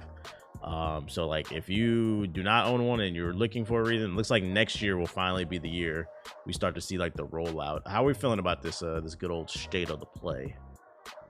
Yeah, I mean, I agree. This was definitely the best State of Play. Like, this is a State of Play that I feel like was tailor-made for me. Like, legit. It literally hit like banger after banger after banger. And I didn't even see this live. I had to go back and see it. I was like, yo, ain't none of y'all tell me about this. I was like, y'all know that I would have like been losing my shit. I would have been on some ethos type stuff when I saw this Yakuza Ishin stuff. I was like, yo, y'all are wilding right now. Not one tweet. I was mad at everybody. But nah, this was so far. Like, Tekken 8 looks so dope. They said that wasn't CG. I'm like, if y'all can keep that up, Tekken 8 is going. Oh my god, Tekken 8 is really going to it's going to push the envelope again when it comes to fighting games, because like those effects were crazy. They're using the Unreal Engine too, so that's, oh my god, it's about to be so dope. I saw you bought Tekken 7. Why'd you buy Tekken, Ethos? Because I beat your ass in it. That's a lie. That is a lie. You can't even say that shit with a straight face, giggling ass nigga. No, you know I beat your ass at E3. I'll do it again. This man got one win in Dead or Alive. This man brags about playing dead fighting games. I beat you in Tekken and I beat you at You've never beaten me in Tekken. I've never played you. We played at E3. What are you talking about? Why are you lying? E3? That's how I know. If that's true, I dead ass don't remember. This nigga's bragging about an E3 build. Oh my god. No. When we were at E3, Nomad, he brought his Xbox. And he had Tekken 7, and I said, "Oh, I'm nice at Tekken." And it was you, him, and Siggy, and we all played. And I whooped you. I whooped Nomad multiple times. I whooped Nomad so bad he had to pull out some cheap character that he has to play competitive with in order to beat me. Deadass. I'm not even trying to be funny. I deadass don't remember playing you in fucking Tekken. Don't worry, I'll beat you again. Yeah, all right. It's all good. We'll play in Tekken 8. We'll play each other in Tekken 8. Because I'm not buying 7. That's the only fighting game I'm good. It's only $6. You broke? Absolutely. Now what? Well, I mean, I can't say nothing. You broke, I guess. I'm unemployed. I'm sorry. My fault. What's the name? Yeah, the transition, the visuals on Tekken 8 looked fire. I don't know, man, because Street Fighter 6 is coming out. You think it can compete with Street Fighter 6, especially after that trailer they just dropped? Oh yeah, they'll be absolutely. Fine. Yeah, they'll be fine. Absolutely. They've always been a fine. We're gonna talk about that, but no, Tekken 8 look dope, bro. Yeah, but the highlight for me was the Rise of the Ronin. Very bloody. He pulled a pistol to the dude's head and bopped his ass. Ishin's fucking back, blank. baby. What does that mean? What is this Yakuza shit, JG? What is this shit? I don't know. It's too many damn games. Well, apparently it was a game that again never came out to the US, but I'm telling you, bro, like I said, if I had, even a small part of this, then, y'all are welcome. Y'all are welcome. But they literally just wanted to know, like, will the US, actually embrace the Yakuza series? And we have in a big way. Like, that's why they made Judgment, Lost Judgments, why they dubbed everything. They got like a dragon out. They're about to continue like a dragon, about to have Yakuza 8. They're about to have an in-between. So, like, they're making so many, huh? Is this turn-based too? Like a dragon, Yakuza 8 will be, but Ishin won't. Ishin will not, and then the spinoff that they're making, which is about to be between 6 and 7, that's going to be straight action as well. So only the like a dragon ones are going to be turn based, but Ishin won't. Ishin's going to be straight action, and then the next one going to be straight action. So it's super dope. Again, I didn't know much about it because again it never came over here. So this is one of these. I don't know which like timeline this is, but they on some straight samurai shit on this one, so I'm excited about it for sure. What was your highlight, Ethos? I'm not gonna lie, I kind of was like JG because I would have pinged JG, but I didn't. I missed it, so I think I was busy with something. I didn't have time to watch it, but same like JG. I thought the Ronin thing was cool. I'm not that into Yakuza, but I guess that's cool. Hey, as long as my boy JG's eating, then it's a dub. They dropped the Judgment games on PC finally, so that was a little stealth drop. Yeah, I was surprised by that. They didn't even talk about that. Yeah, it was definitely a stealth drop. I was like, word? Y'all just put that on there like just that? randomly showed up. I was on my Steam Deck and I just saw Judgment. I was like, wait, this can't be right. Because I remember you were telling me that whole like story about how it could never happen because of his agency. And they didn't want to mod in him. Yeah, maybe they finally twisted his arm and convinced him that it was stupid, or maybe they showed him how much money the PlayStation games were getting. So they kind of was like, okay, yeah, maybe we're being stupid. Either that or he left them finally. Like I said, he should have. Maybe he left the agency. Maybe he listens to the podcast. Maybe he listens to you, JG. Yo, give him a shout out, JG. Should have did it, man. If you did, you a smart fan. real one. You smart. But I want to ask you something else though. Mine is the DualSense controller because we knew that was coming. I was like, okay, well, did y'all just show the trailer just to low key reveal your God of War controller? But how did you all feel about the new trailer? Did y'all feel like they showed too much with this latest God of War trailer? Because I feel like they showed a lot in this one. They did, but there's no context clues to how it all pieces together, so I really don't care. Yeah, Okay. I'm kind of the same way. Like, I don't care because it's kind of like obviously, like I'm gonna play it. I'm gonna play it probably day one, but it's like at the same time, nothing I saw in the trailer really had me like. Kind of what Tia says, like it was just so much out of context cuts and stuff that I kind of was just sitting there. I was just like, okay. All right, I'll just wait for this thing to come out now at this point. That's really how I just felt watching the whole thing. There was a conversation that happened on my stream today where a couple people in my chat were like, oh man, God of War Ragnarok's coming out, that's gonna be game of the year. And I'm like, is it? After that trailer they just dropped, that was the best trailer they dropped. I'm like, it looks good. It looks like a strong number 2 to me. It looks great. I'm like, yo, I was making the argument. I'm like, yo, did you guys like forget like Elden Ring was a moment in gaming. Like people on social media were posting memes left and right. Like it was like Among Us. Maidens. It was maidens. Yeah, it was like Among Us, PUBG, Fortnite. Like it was a moment, and I was like, I don't see that happening with Ragnarok. God of War. Yeah, especially since it's an exclusive game that only like barely people have a PS4. Isn't it even coming out on PS4? No, it's coming out on PS4. That shit gonna be chugging. Okay, well, yeah. Oh, gonna blow up everybody PS4. We're that 30 frames, boy. Oh, man. You have a PS4. It's like a tornado warning on your PS4, boy. I mean, you better just to wait for it at that point. Just get on PC or something. That's insane to play that on PS4. But you know, it's another funny. 2 years. That'll be tragic. You know, it's funny. There's not even a guarantee that Ragnarok will be number 2 because let's not forget Bayonetta 3 coming out. That's gonna be a good game too. I'm not gonna lie to you. There was a lot of good games that came out this year that I think. Bayonetta 3 looks so good, man. Yeah, I ain't gonna lie, Bayonetta 3 looks good. I think Bayonetta could low key sneak something through and surprise a lot of people and knock God of War out. Like I think there's like a lot. There was a lot of good games that dropped.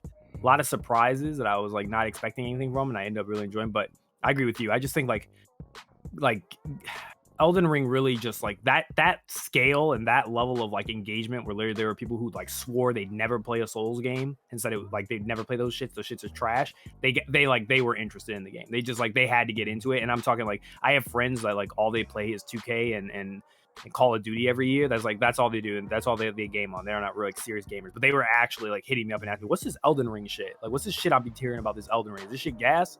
Like that's kind of like when I hear a game like that happening, when it pierces that level, that's when I know I'm like, okay, yeah, no, this is moving. Like the culture is doing something crazy right now, and indeed, I just don't see God of War doing it, especially off the gameplay trailer of what they show from the new gameplay. Don't get me wrong, looks great, but is it enough? And I don't think people understand that live inside of like this gaming bubble, that like there's people outside of the gaming bubble that play games like super casually, but they don't read IGN every day. Like like an example is like my mom was like texting me, she's like, yo, she's like, because she saw us playing Multiverse and she downloaded it because she's like, oh, they got like Shaggy and, you know, Superman. She's like, that's really cool. She downloaded it and started playing it. She's like, I fucking love this game, bro. And that's because of like the star power. Like that's even Multiverse had a moment with like the tournament and shit like that. That's a certain type of appeal that like, I don't know if Ragnarok will have that. Like it's going to appeal to the hardcore base. Yeah. But I don't know. If you grew up on God of War, or you were excited about like, don't get me wrong, 2018 was very It was fire. And I was happy it beat Red Dead Redemption 2. I was ecstatic, as a matter of fact. But I just think it's going to be a very hard argument. Like, maybe I'm wrong. Maybe Ragnarok will come out, and I've said this before. The only way I feel like Ragnarok can beat it and become number one is, like, the story has to be one of the greatest stories we've ever seen in the history of gaming. Like, I feel like that's the only way it's going to pull it off. Like, it has to be one of the most greatest games from a story narrative point. Because everything else they've shown looks great. But again, like, it just looks like more of 2018. With just like some little new things here and there, which is fine. It's a sequel. That's usually what you expect with a sequel. But it doesn't feel like revolutionary that like how Elden Ring felt. Like, you know what I mean? Like Elden Ring felt like when you beat it, it was just like every other open world game that I played after that felt meh. Like that's what we're talking about. And it's like, is God of War gonna do that for all action games? Probably not. It's gonna do like it would have to be like what you said, TVH, right? Like God of War would have to be so good to do that same thing that Elden Ring did. It would have to be so good that like it would make you play Bayonetta and you'd be like, meh. But we know that's not gonna happen. So it's like, it's gonna have to be like a Mass Effect original trilogy type story, like the Witcher 3 type. This has to be like, you know how like Mass Effect 2 came out and how crazy good that was, like that experience and stuff when it first came out. It has to be like that level. Like it has to push the bar. But I don't. My gut tells me I don't feel it. My gut tells me it's gonna be somewhere along the lines of Horizon Forbidden West, like better than that. Yeah, somewhere between Horizon Forbidden West and Elden Ring. It's going to be in the middle of that. I feel like it's going to be like what people expect. It's going to be like a 9, an 8.7, a 9. Very polished third-person action adventure game, but like it's not reinventing the wheel. Yeah, very good that. But like when people play the gameplay, they're going to be like, this is just like, it feels like 2018, just more refined with some little new features, but nothing here that really like evolves, like pushes the needle forward. It's just more of like, okay, this is just a more polished experience with like a great, you know, an addition to the story that, you know, left us on a big cliffhanger in the first game. I feel like that's just gonna be and you know, it's really cool. And nothing's wrong with that. There's nothing wrong with that. And there's no, what else also is really cool about that? It's rumored that you'll have the option to play God of War Ragnarok as well as any other PS5 game with an internal or an external disk drive. A rumor just came out today that Sony is gearing up to release a new PlayStation 5 that'll have a detachable disk drive that connects to the PS5 via USB-C. So it's gonna be a digital one, but if you wanna use a disc, you can connect to the USB port in the PS5 with a detachable disk drive, and then you can put your God of War Ragnarok in there. JG, what's that doing for you? It's rumored to come out September 2023. What the heck was going on? I don't understand. You told me this. I was like, but why? Why is this an option? You already have the disc version and you have the digital version. I don't think that anybody who has a digital version is like, you know what? I really want this physical disc. I want to go out to my local GameStop or Target or Best Buy, Walmart. I want to go and buy the game that I've been wanting all year, just so I can say I have the disc instead of, hey, at midnight or even earlier, I can buy the game either through the Sony store or Amazon or whatever you get your digital games from. I can preload it onto my PS5. And when 12 o'clock comes, when midnight comes on Friday, I can play the game. Like, this literally makes no sense to me. I didn't know that people were hurting to get a disc version and have it, and you don't have the disc version of the PS5, and you just really, really want a detachable disc so that you can put your PS5 disc in. I don't get it. Yeah, if this is, because I can't stress enough, this is a rumor, but several reputable websites are reporting on this is coming September 2023 next year. If this is real and Sony announces it, I need them to stress why would anybody want this.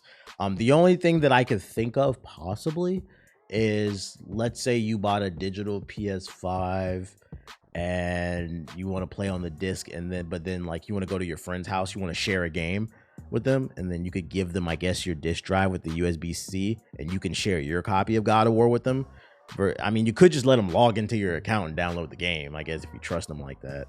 But I mean, if you don't want to do that, I guess you could just give them the disc. If they don't have the disc drive, you could do that. But like, even still, like that's a lot for nothing. A stretch. Yeah, that's a stretch. I'm stretching. How much is this going to cost? I refuse to believe that a disc drive running off a USB-C port is efficient and it works as well as an internal disk drive. And then also, let's say you're playing games, right? Like, you got kids, JG. Let's say you're playing your PS5 with your external disk drive, right? And it's on the floor. First of all, it's gonna fuck up your setup. It's gonna look ugly as shit because you're gonna have a dick coming out your PS5. But then let's say, or like a rat tail. How about that? Or fucking rat tail coming out your PS5, right? And then your toddler comes running, daddy, daddy, daddy, and kicks the fucking cord, and you're playing God of War, right? You lose your save, you lose your game. What the fuck is the point of this shit, bro? Well, you could just download it digitally. This is stressful. And then on top of that, like, say if we want to go with your theory, right? You know, if somebody wants to play God of War and you want to share it with them, and you have the disc version, and you bring it over to their house, and if they can play it, right, they still have to download the game. This is the part that I forgot about that. Right? You still have to download the game, but on top of that, if you have a disc version, and correct me if I'm wrong now, because I haven't played a disc version in a while, but if you have a disc version of a game and you still have to download it to your PS5, at that point, don't you still need to have the physical disc in there to play it? Yeah. Or is it afterwards? If you have the disc and you download it onto your PS5, you can play it without it. I don't know. Because I thought that you still needed it, but I could be wrong. I think the funny thing about this article is the insider claims that the disc drive will not ruin the aesthetics of the console, and it will attach to it without looking like it's external. And my thing is, like, that sounds like it's going to cost a lot, right? So if there's any doubt in your mind whether or not you want a disc, or like, you might just buy the fucking disc version of the PS5, bro. You could use digital and disc. That way you don't get a rat tail coming out your damn PS5. Yeah, if you're not, like I said, I don't sure. I don't think that anybody was hurting, because to my knowledge, when the PS5 first came out, and even now, like, the digital versions went first because obviously they were $100 cheaper, right? It was more disc versions out there, and I initially bought a disc version because I missed out on the digitals, but then Ace got me and he ended up buying me a digital version, and then I sold the disc one because I was like, why do I need this in the first place? Like, I wasn't paying $500 for a disc version when I download all my games now, so I wanted the digital version. It was literally no point. So I don't think that anybody is hurting unless they're trying to flip it. And even still, like, if you're going to flip it and, try to upsell it because, hey, I may have a digital version now, but I got the, detachable, PS5 disc thing here, and you're going to try to upcharge it, like, unless you're trying to resell it, and, you can find a way to finesse like that. I still don't see anybody here like, man, I had the digital version, but I really hate this, and I want the disc version. The literal only other thing that I could think of, and I know that this isn't happening because, again, it would have been there in the first place, is if the PS5 will be backwards compatible with everything else, which we know it's not. That would literally be the only thing I could think of, but I know that that's not happening with this, if this is true. Yeah, Ethos, we're gonna need to lean on you. You are a residential game developer. What features do you think that this external disk drive can bring to Samurai Zero? Disk drive? Not a damn thing. People still use those? Exactly right. Apparently, external disk drive. I think this is just a way for them to try to cope with their supply chain being trash, and they're behind on Xbox right now, so they need to catch up in the production line. So they're probably just trying to find ways they can, like, cut costs and get, like, their PS5 out there and cost less to produce. They were able to get away with it for, like, the past couple of years because they ain't shit to play on the PS5. But now some games is coming. Oh yeah, people gonna get mad. That FOMO gonna come into play. So yeah, that you might be right. It might just be a cheap way to get around to things. We'll see.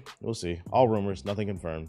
Since the last podcast, another major event that happened. I swear, like this past week was like the real E3 Summer Games Fest or whatever. It really was. Facts. Ubisoft had their own event, Ubisoft Forward, which normally would happen during E3, but because there wasn't this year, they did it now. It was basically the Assassin's Creed show. They showed Mario Rabbids Sparks of Hope, but we've already seen that. And then they showed a bunch of Assassin's Creed content. There's some DLC coming to Valhalla. I don't care. Do y'all care? No, I bet not. Okay. They announced Assassin's Creed codename Jade. That's not the official name. It's just a code name. It is an open world Assassin's Creed game coming to mobile devices. In the trailer, you have a generic white man with a hood on. At least I think he's white. Well, no, because I think this takes place in China. He looks white. He jumps off and looks like an assassin. That's about it. Just a cutscene. Don't know what to think about that. They announced Assassin's Creed Mirage. That's the next one that's coming out.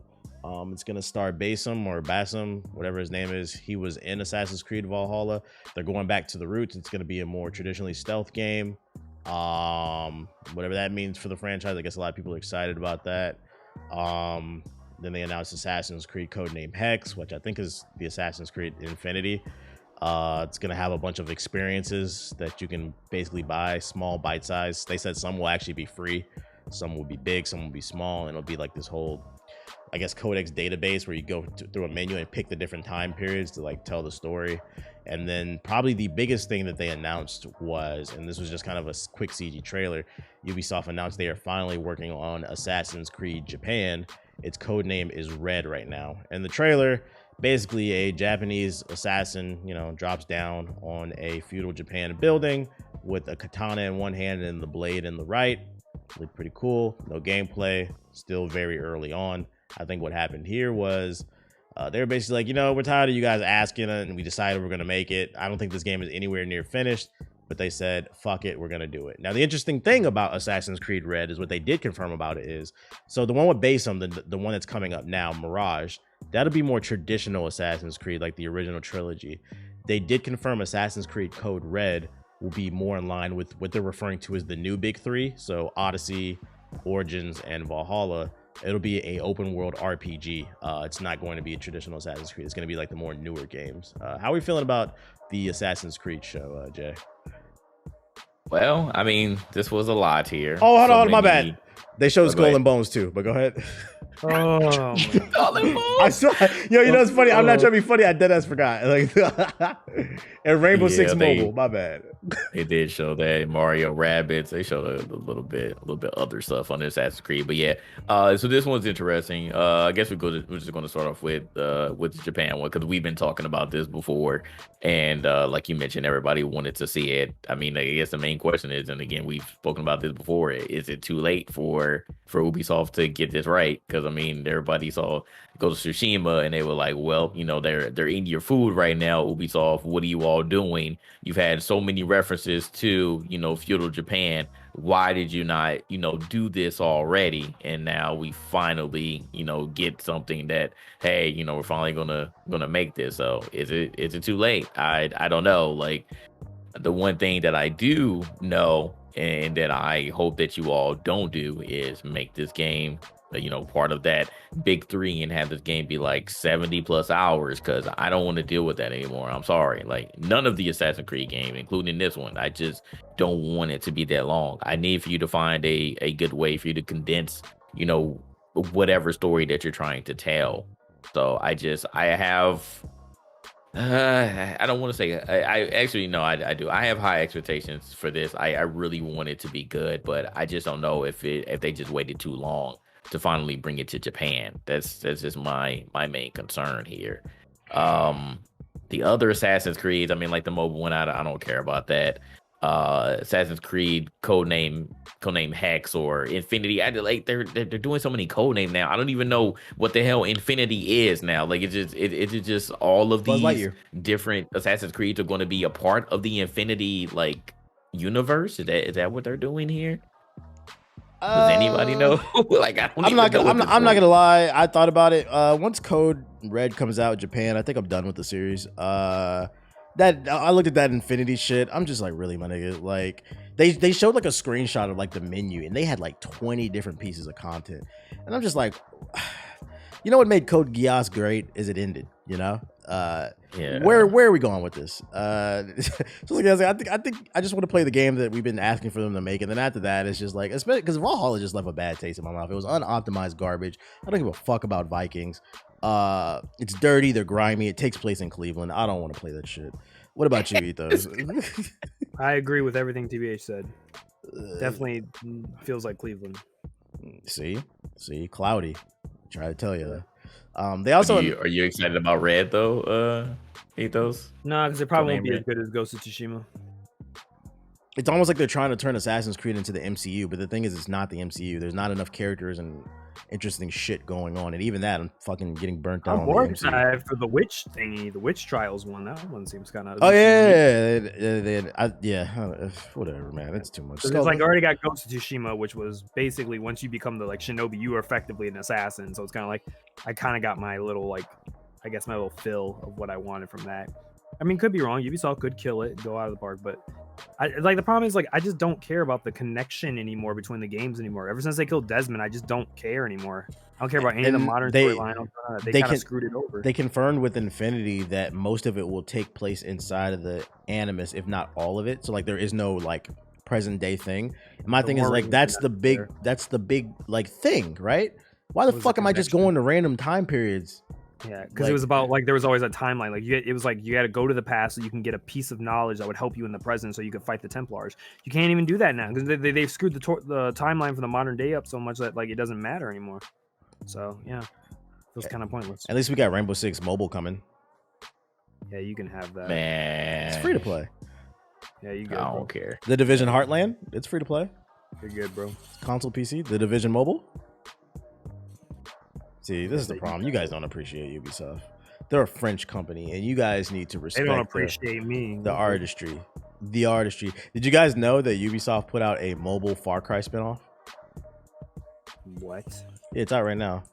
What was that game called? No. It was originally a. I read an article about it. It was originally a Far Cry game called Far Cry Wild, and then at some point they were like, we should just make this our own game. It's a mobile battle royale game. You can play it right now. What is it called? It's called Wild Arena Survivors. Originally, it was a Far Cry game. It's out on mobile right now. If you look up the trailer, I read an article about this the other day. I'm good, dog. They just need to make a new game, man. How about the Nintendo Direct, man? Farming Direct? Huh? Now this one, it was a lot of things here, but I mean, none of it was interesting. We got Zelda. We got Zelda finally. We know that was coming. Yo, I got a sneaky May 12, 2023. Sure, okay, sure. The Switch needs some games because God knows that bitch is dry. The best Switch is the Steam Deck right now. Another game from my Steam Deck. That's cool. It's finally coming out. That's still a year away. So, what are we going to be playing in between time? These farming simulators? Etho, don't you like Fire Emblem? Yeah, wait. They announced a Fire Emblem? Fire Emblem Engage. Engage in what? I don't know. Y'all know about Fire Emblem. I don't know what's I haven't played Fire Emblem like the last two. Like I kind of fell off with the series. Hold on, partner. Yeah, so you looked it up, Etho. They did. Yeah, the trailer. It looks like Fire Emblem. It looks. Like is it actually like a tactical one and not? Yeah, it's a tactical 3D. Yeah, it's tactical. Here, I can put the trailer in the chat. There you go. Oh, poggers. Wait, why does the MCU look like this? You don't like the poggers, bro? Nah, World War Pog. The character design is interesting. Indubitably. I mean, yeah, it looks like Fire Emblem to me. Fire Emblem is one of those games like Pokemon. Where here, good. They got gameplay. Let me take a look. It's one of those games where like I'll play it every few games, but like I can't play because I can't get over how the MC looks like a literal clown. It's all chess to me. It's glorified chess. It is glorified chess. That's why I like it. But yeah, but the thing is, it's hard to innovate on chess, and that's why I said I don't play every single one of them. I mean, most of the new ones have been good. Like that Three Houses was amazing. That one was incredible. Why you guys don't want to talk about the farming games though? So I don't care about You farming. guys are fucking assholes. If I wanted to farm, I'd go get a plot of land and just start farming. Story of Seasons, A Wonderful Life. You have to save your family's farm before the IRS comes and takes it in the bank. I'm like you, JG. I'm mad. Nobody tweeted me this or even told me about this for like a whole 2 weeks. They probably I didn't see the Nintendo Direct either, so I did not seeing this. I was like, okay, they did announce Fire Emblem. I was like, Ethos plays that. Yeah, nobody announced this to me at all. It's in a Look, bro. That's why.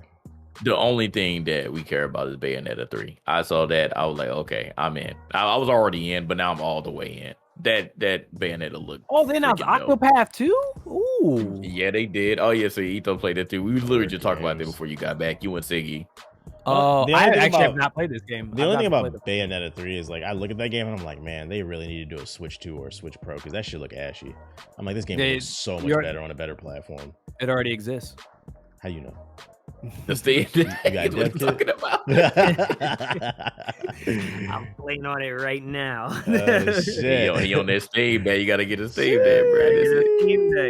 I mean, I had it in the notes. I could talk about that real quick if you want to. Apparently, the most popular games on the Steam Deck are Switch games. How does that make you feel, Ethan? Oh, that's exactly why we got it. Nintendo said the Dolphin emulator? Yeah, I got all the Pokemon. I got the Arceus and shit on. Allegedly, I got them on there. You know, I got might have the Metroid Prime series on this. You know, I might have a couple of bits. I might have been playing 13 Sentinels on this. Who knows? Sheesh. How long the battery life on that now? We'll see. I've been playing Cyberpunk since we started the podcast. How long have we been playing the podcast for? It's been recording for an hour 44 minutes, give or take like 3 or 4 minutes off because we didn't start right away. Yeah, I'm still playing Cyberpunk right now, and I haven't needed to charge yet. It's good. If you're playing on an emulator, you'll probably get easily like 4 hours out of it, 3 to 4 hours on it, I think, depending on what game you're playing. If you're playing like a less intense game, you could probably even push it farther than that. But you going somewhere, if you like, especially if you're traveling or somewhere, you're on a plane, get a little battery pack, you'll be good. You probably have the whole flight just playing games on the whole flight. That's wild. Another actual event that happened. So this is the first one that's ever happened, and I guess it's going to be an annual thing. Disney had their first ever video game showcase. They called that shit was mid. What a fuck up! I'm getting to it. What a waste of time. Let me intro it before we slander it. It was called the Disney and Marvel Video Game Showcase. It was about 45 minutes or something like that. And as Ethos said, he's correct. That shit was fucking ass. They showed that Disney Princess Animal Crossing game and some other bullshit that nobody cares about. The only thing that was worth talking about was the last game that they announced, and the game currently doesn't have a title. All we know is that it's Black Panther and Captain America in it. I'm really hoping it's a Black Panther game and Captain America's in it, because the way IGN titled it is Captain America and Black Panther game, and I'm like, this looks like a Black Panther game. It looks like it takes place in the World War II era, which makes me think it's gonna be like T'Challa's great grandfather or grandfather or whatever. Be cool to kind of see that in the Red Skull, but it's just CG. All we know is that it's real. It's working. They're working on it. We don't know if this game is the game that was been rumored to be worked on by EA or if this is something else, but there is a Black Panther related game on the way. Disney announced it. Is there anything in specific y'all would want to see from it? No. Okay. The Black Man isn't doing it for you? Okay. Not anymore. Wow, you are a race traitor. Not gonna lie, I'm just saying, bro. Just Chadwick dying's kind of put a dent in everything. Black Panther kind of hurts. Y'all gonna go see Wakanda Forever day one? Oh, of course, but Yeah, I'm gonna go see. Look at you, sound like GTA 6 complainers. That shit's still gonna hurt. No, GTA 6 great. Like that. I'm still seeing it though. I am really curious to see what they do with that movie, and I'm curious to see what they do with this damn game. I really hope this is not another Batman Arkham clone. They gotta do something unique for Black Panther. But we're gonna see. It's coming. CG. Still no. It's just like title in the works. No actual title for the game. Street Fighter. Capcom revealed Street Fighter 6 details on the world tour. There was a new trailer that released. You get to run around, start fights, explore the world, do quests and whatnot. Is this exciting any of y'all? The world tour mode? Actually, yes. Now that we saw this, I actually am excited about it because we were wondering what it was. So we had a character creator, so I'm assuming you're gonna be able to, do your own move sets and stuff. So I think that this is dope. I think that this is a nice take on Street Fighter, making it something different rather than, it just be, super tryhards. Everybody's trying to go to Evo and, combo breaker and stuff like that. Like it's something different that, a more casual type of player that, doesn't want to sweat in, playing online matchup that they can get into. Like I think that this was a nice addition. Like it actually looked really good too. So I'm hoping that this, is a hit. There's some platforming, some mini games, like there's NPCs everywhere. I had jokingly tweeted, I was like, this looks like what NBA 2K wishes they could do with the city. The only thing I was confused by with this trailer is it looked like there were seamless battles. The character was running around and then they just started a fight with another person. That's kind of cool for like, I guess like casuals, but I'm curious to see, like, I feel like they need to actually, you can't just drop a trailer for something like this because we haven't seen anything like this before. They need to drop a trailer kind of like with Sonic Frontiers where they kind of actually explain the mechanics of it all. Like, how does this work? What's this mean in the grand scheme of the actual project? Because I think this has a lot of potential. But if it's just running around, I want to know what you can actually do in the city. Did you get a chance to check it out, Ethos? Did I get a chance to check it out? There's a trailer for you, my boy. There's a trailer for you right there in the notes. Yeah, let me take a look real quick. What a fucking this guy, fraud. bro. This guy don't play no games, bro. None. You sure you good at Tekken?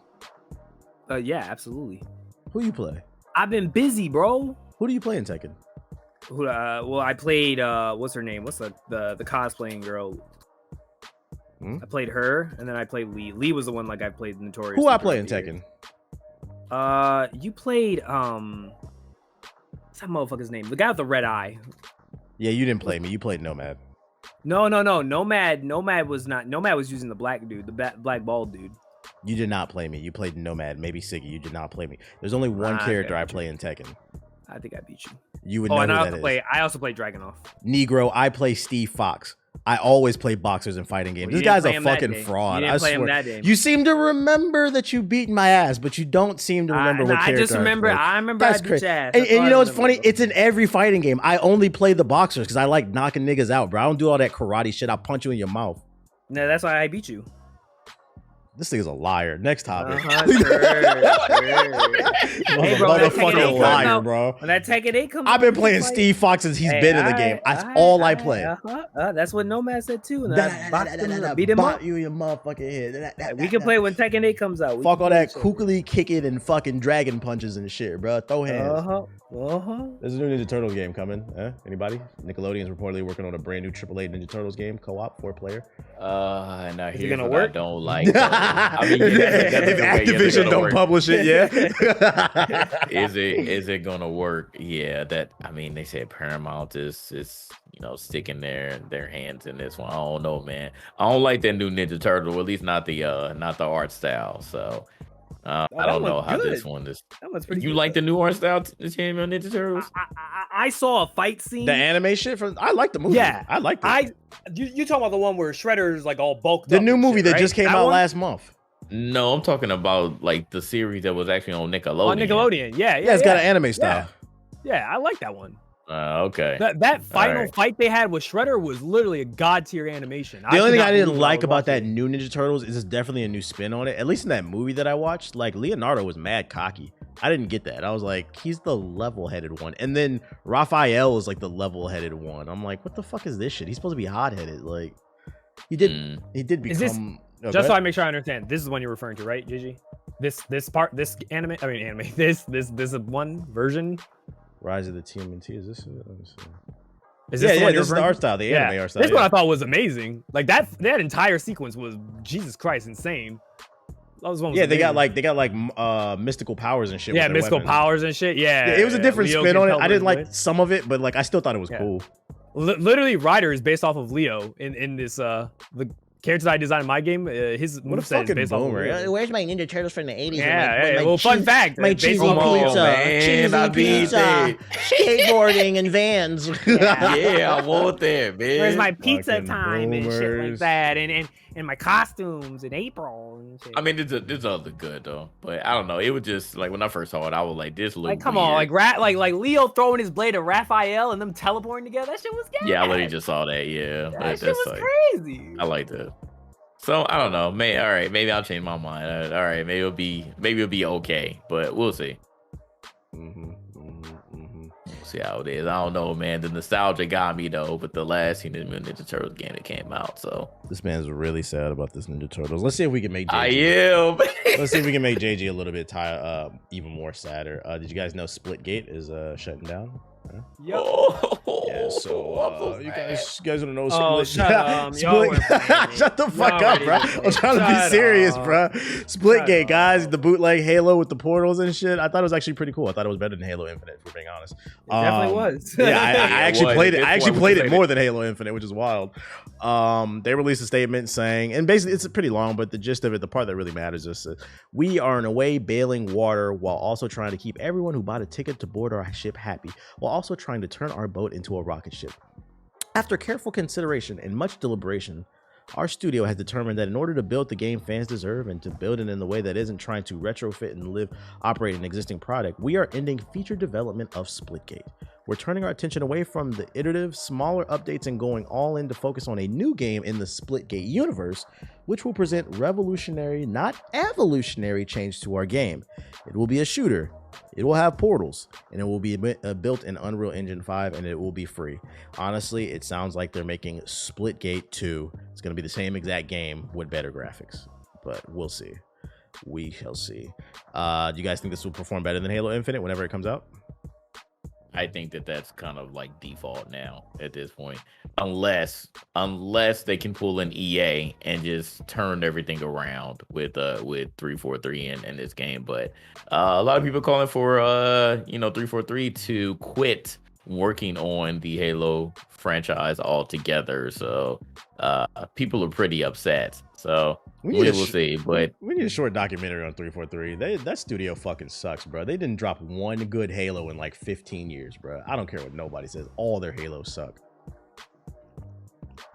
Well, yeah, it's pretty sad. So I mean, we'll see. But like I said, Splitgate, like at its core, like it was actually a pretty decent shooter. And at the time, before there was any like real Halo game, recently, at least on the PC, like this actually, it filled the void for a while. So I understand how it got so popular, and when we were first playing it wasn't popular at all, but just all of a sudden, like a year or two later, like it got dumb popular. So they were actually doing really good. So we'll see what happens with this new Splitgate, but yeah, it definitely sounds like Splitgate 2. So it sucks that Splitgate died, because honestly what killed it was Halo Infinite. When they announced that it was going to free to play out of nowhere, everybody got excited. It ended up killing all the momentum because it was on an upward trajectory of Splitgate. But then ultimately, Halo Infinite died because it had no content. So it literally died for no fucking reason, bro. Because you can't kill the original. As much as people try to make a competitor to it and say, "Oh, it's inspired by it," you just can't kill the OG. It's always gonna have. Facts. That still doesn't change the fact that I think we need to have like a short documentary. It sucks that it's a shitty death to get killed and then literally killed by someone that was inferior. That kind of. We need we need like Danny No Clip to produce like a documentary on, and like the angle could be. Like, because fans swear they can produce something better than the actual creator. Like 343 Industries is a prime example of why fans should stay in their fucking place, bro. These motherfuckers dropped like 4 games where none of them good. Nobody liked Halo 4, 5, Infinite, whatever this shit is, bro. Infinite had potential, but they fumbled the bag on that. And I think what pissed me off most about 343 is I remember when they passed the torch, Bungie passed the torch. I remember there was like a short documentary on YouTube where like Bungie's like, "Oh, these guys are super fans, we trust them." And I was like, yeah, like 343, like those guys they know what they're doing. Like, just because you're a fan doesn't mean you need to work on something, bro. That's the angle. No Clip, produce the documentary. We want to see that shit. How to fumble the bag. 343. There's this whole terrible controversy too with Halo Infinite, because then they had that stream that they had where they were talking about like, "Yeah, guys, hate to disappoint you, we're getting rid of the split co-op," and that's what made everybody just basically like, "Oh, okay, we're done with y'all are trash." One of the guys who's like head of live service, he went up there and they were like, this was kind of confirmation to people that they felt like 343 people don't understand what made Halo great, because they went up there and they basically were like, Halo's Halo is a competitive game. It's always been a competitive game since Halo Combat Evolved. And like the Halo community was like, hell no, it wasn't. Like, what the hell are you talking about? Halo was always a party game, and what made things even worse. It was supposed to be like a fun party game that this is what made it worse. Old Bungie devs then came on to Twitter to respond to it. So these are the guys who created Halo, and they were like, yeah, one dude came out and said, yeah, our intention when we made Halo multiplayer wasn't to make it a competitive game. It was far from it. Those are always the best competitive games, the ones that weren't trying to be. Yeah. It's like we just made a fun party game that was supposed to be so fun that Nintendo would have loved to put it on their platform. That's literally that came from the Bungie devs themselves. That's kind of wild when you think about it. They wanted to make a game like so family friendly or so fun to play with like your friends that like it would have fit perfectly with Nintendo. I'm telling you, the title of the video, how the fan base killed Halo, because y'all did.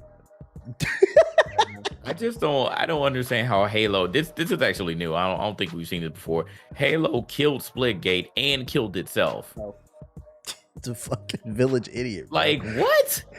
Motherfucker had the gun in his hand. He shot Splitgate. Then the gun went off and shot himself. This man Plaxico barrels himself. That shit crazy, bro. That shit fucking crazy.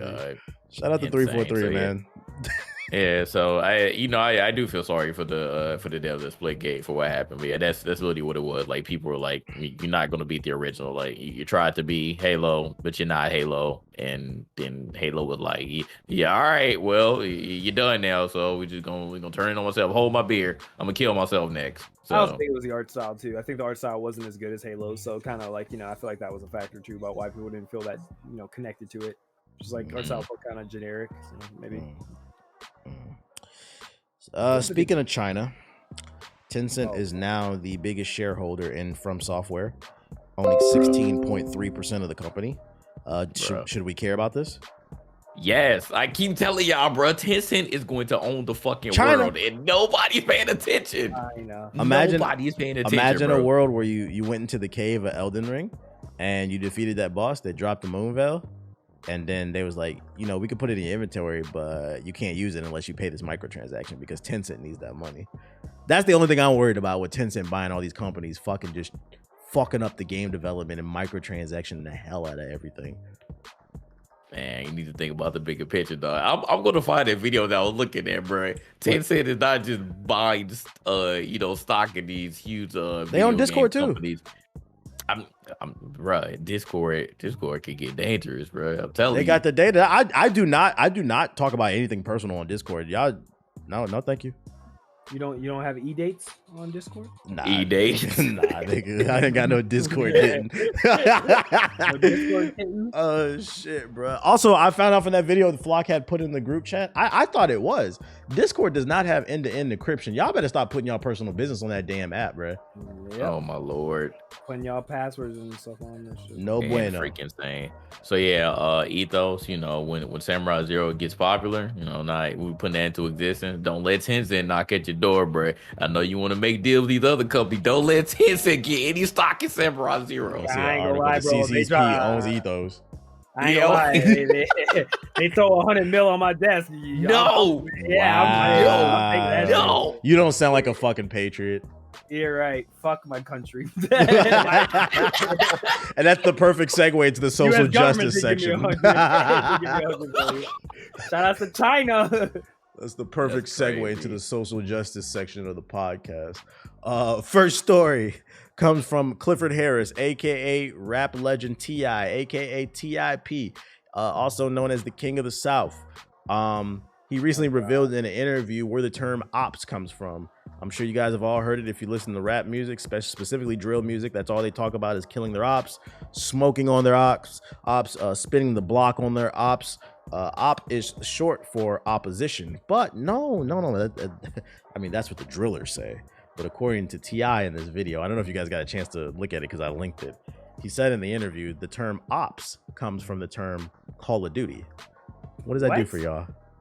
How? Look at the clip. It's only like 30 seconds. Look at Hold on. How? This man sounding like a real boomer right now, bruh. I watched it. When did Call of Duty say that? Hold on. I was like, oh, that's going on the show notes when I seen that shit. It was such a random clip I came across. I'm like, what is this nigga talking about, bruh? The only thing I could think of is T.I. maybe he played Call of Duty Black Ops and he thought, oh, ops, it doesn't mean operative like Black Ops. He thought it meant like opposition, like the fucking drill shit. So this nigga thinks Navy SEAls are ops, bro. Nah, bro. He thinks Army Rangers I are get if ops. there was like an announcer or something that says like the opposition or something like that, but there's nothing. I can't recall anything where any character in Call of Duty said, "Yo, get the ops" or something. It never happened. That can't be, bro. Navy You telling SEAls me? are You telling ops. me that niggas from O Block got opposition? They got ops from Call of Duty? You're lying, bro. This can't be real. That should be This funny. cannot be real. That idea in my head of niggas from O Block fucking swimming on shore with fucking Navy SEAL scuba gear, bro. That shit is fucking funny to me, bro. That's ridiculous, shit. bro. Shout out to You T.I. telling me some Pyrus, bro? You telling me some Pyrus and got ops from Call of Duty when you got people on the next block who are repping a different gang? You telling me that they want to they want to mess with the ops across the street because of Call of Duty and video games? Okay, this is not reality. Like T.I., bro, this is crazy.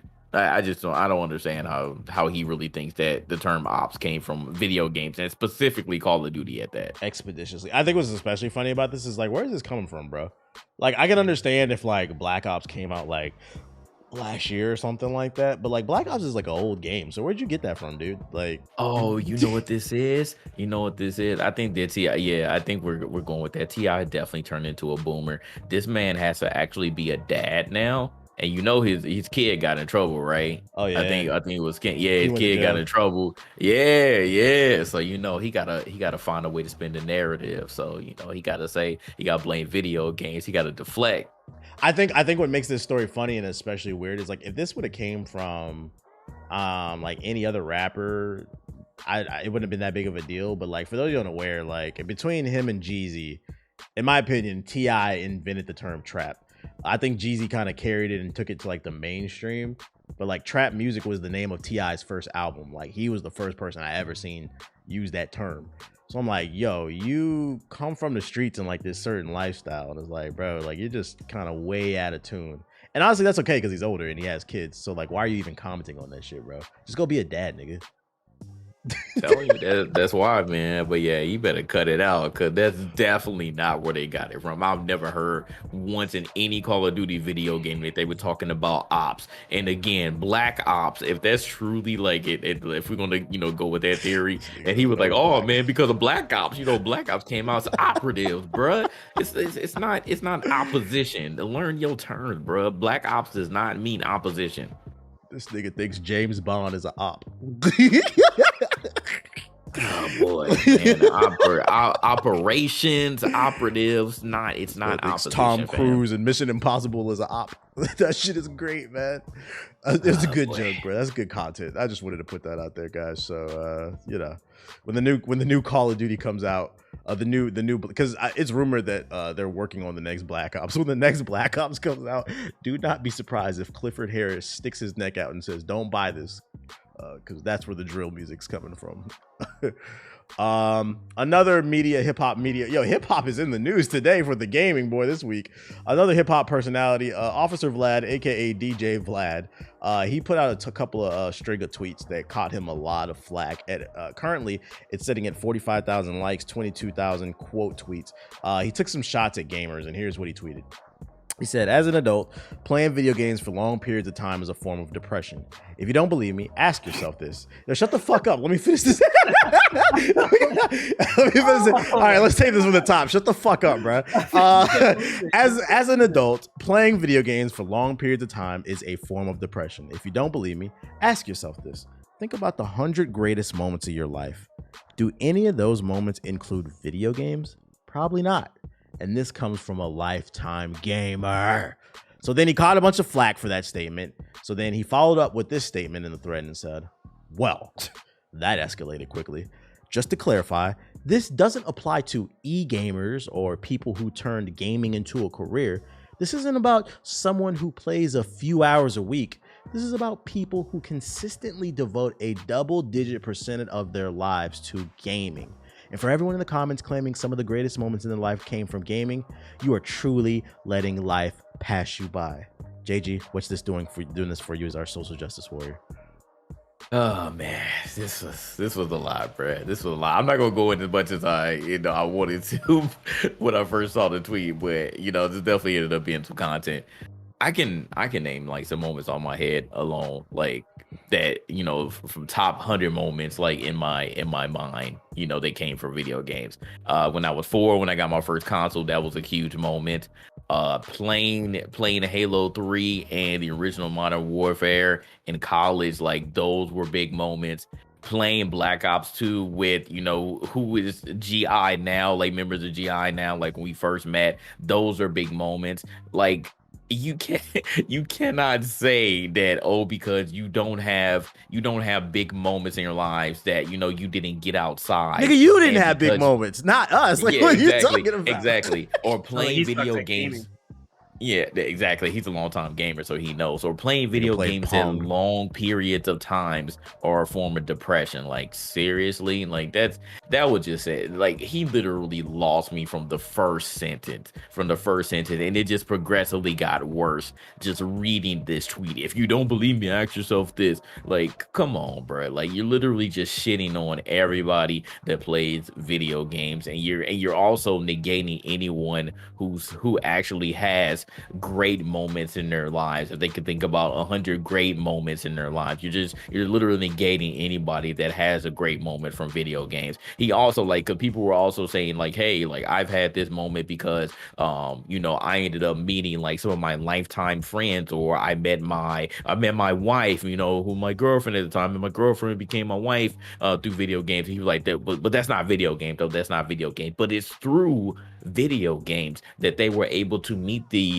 friends that they call like their best friends, or that you met your significant other through video games. So you cannot negate that because it wasn't for an actual video game, or it wasn't due to an actual video game. It's all relative at that point. So I don't even understand why he was like so hell-bent on doubling down and tripling down on this statement. I don't even know where it came from, to be honest, because a lot of people in the industry, they hate DJ Vlad because of the content that he does, and they've been saying for the longest that if he didn't talk to black people, or if he didn't get a lot of these former gangsters or current gangsters to quote unquote snitch on themselves, that he wouldn't even have any content.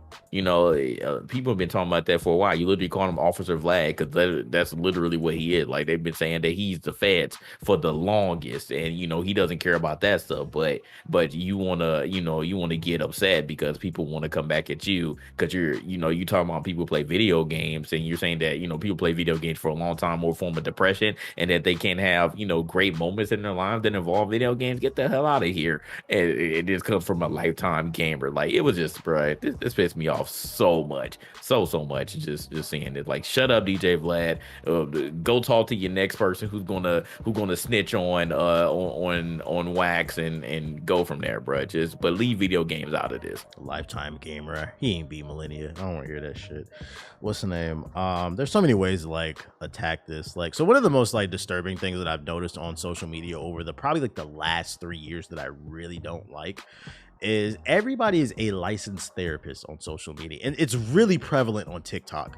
I see a lot of TikToks of people, that word sociopath, narcissist, and depression, trauma, anxiety gets thrown around a lot. And those are all real things that real people go through. My problem is that you got people with GED level education, people who've barely passed high school, people who are majoring in theater arts in college talking about this shit. Like, it's a very bold statement to say that, oh, because you play video games a lot, you're depressed.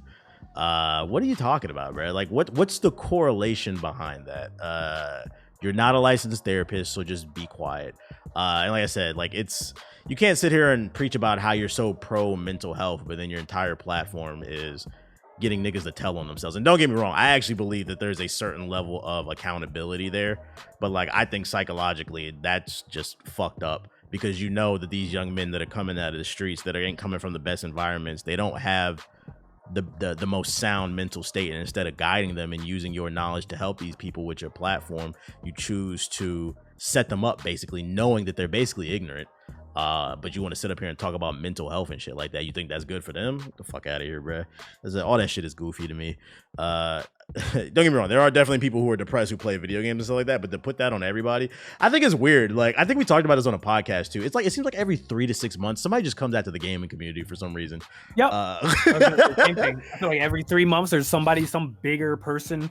I remember a couple months ago, it was like a year ago. Remember that one woman? I forgot her name. It was on some podcast. Remember, she had said that gamers, like they don't have no goals in life and shit like that. And then she got attacked too. And they always have to backtrack it, or they always all of a sudden they get attacked and then they try to play victim. Oh, that's the thing I don't understand is like when they do this, it's like, you're antagonizing a group of people.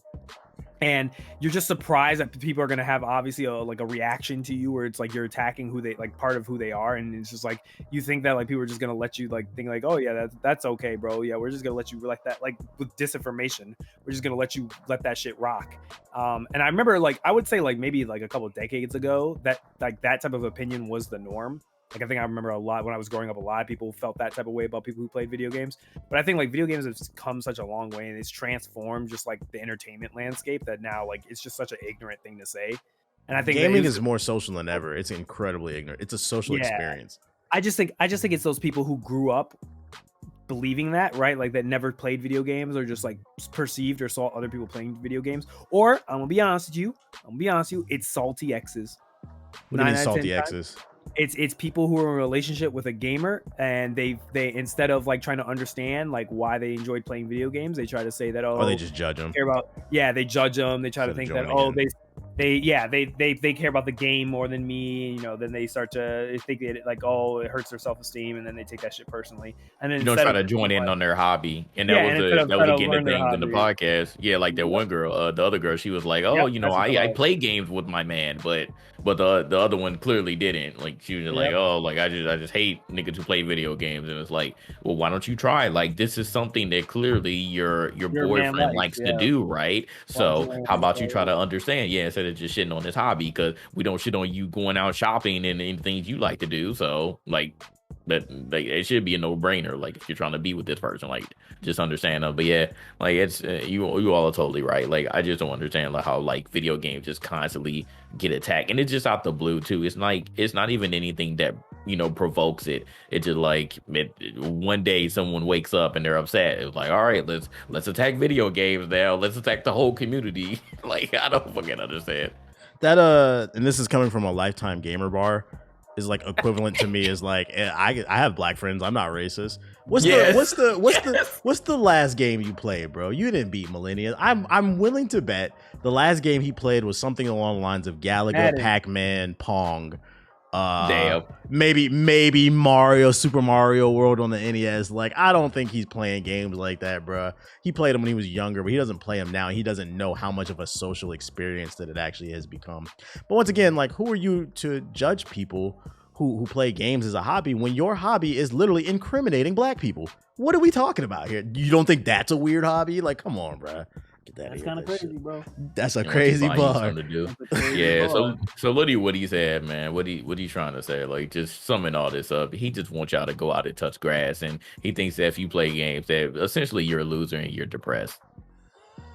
Shit crazy, bro. Shit crazy. We'll see y'all in 3 to 6 months again when another person attacks. Another one. Streamer scans his audience out of 200,000. Do we care about this? I mean, it's slicker. He admitted to doing it too, so he's getting a lot of hate online. I mean, people have already been, putting like the bigger streamers who have been like having deals with like Stake, for example, like Aiden Ross. He's one of the main people. I think XQC does it too. Like these big streamers, the top 1% to 5% of streamers who are on Twitch, they've been gambling a lot lately, and people have been saying that this is extremely predatory because you all are playing with real money, whether it's coming from your own pockets or people are essentially giving it to you like Stake. I know that they actually give the streamers money. Like Stray Kids a part of that stuff too. They give them money to gamble with. They know a lot of times they don't have to use their own money, but at the end of the day, it's still gambling. It doesn't matter whether it's virtual or not.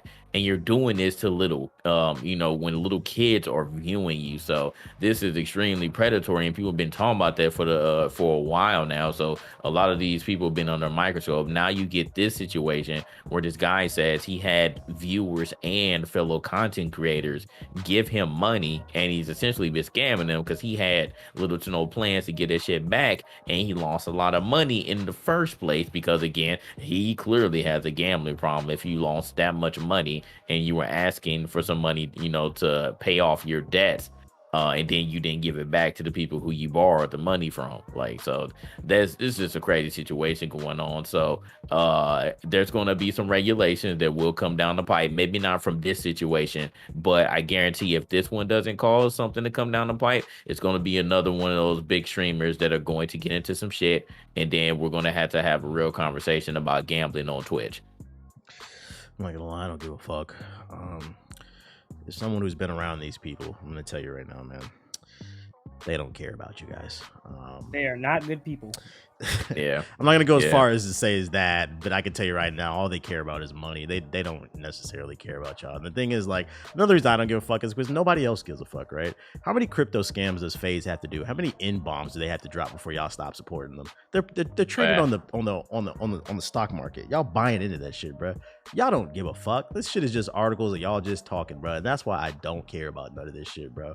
We've already been over this. There's only one thing that can defeat that demographic, bro, and it's kicking dogs and being a pedophile, bro. Other than that demographic is unstoppable, bro. They can do whatever the fuck they want, and I'm gonna stay over here and mind my goddamn business. Because to be truth be told, I don't want to see at their table anyway. So it doesn't surprise me none of this. He'll be fine.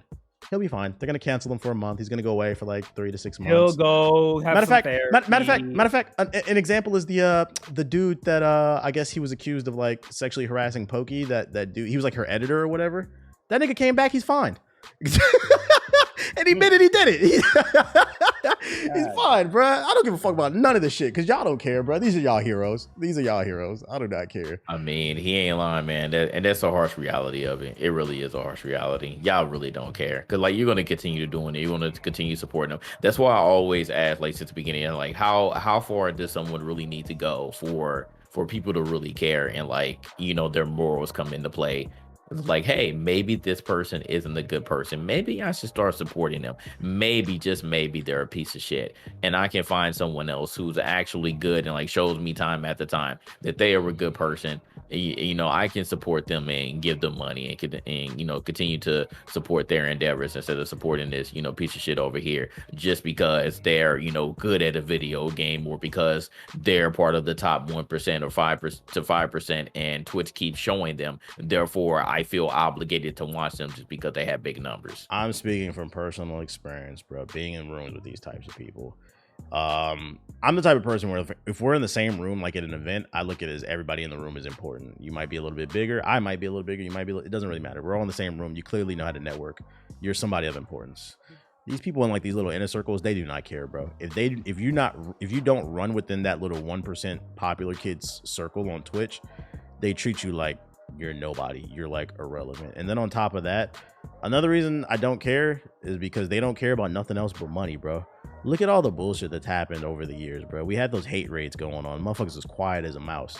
It happened to me. It didn't hurt me because shit don't bother me. But like, one thing I can recognize is just because I'm insensitive and I'm not pussy about shit, it doesn't change the fact that like other people don't respond to those things the same thing. And at the end of the day, nobody deserves to be harassed. I just love reveling in the chaos, so that shit don't bother me.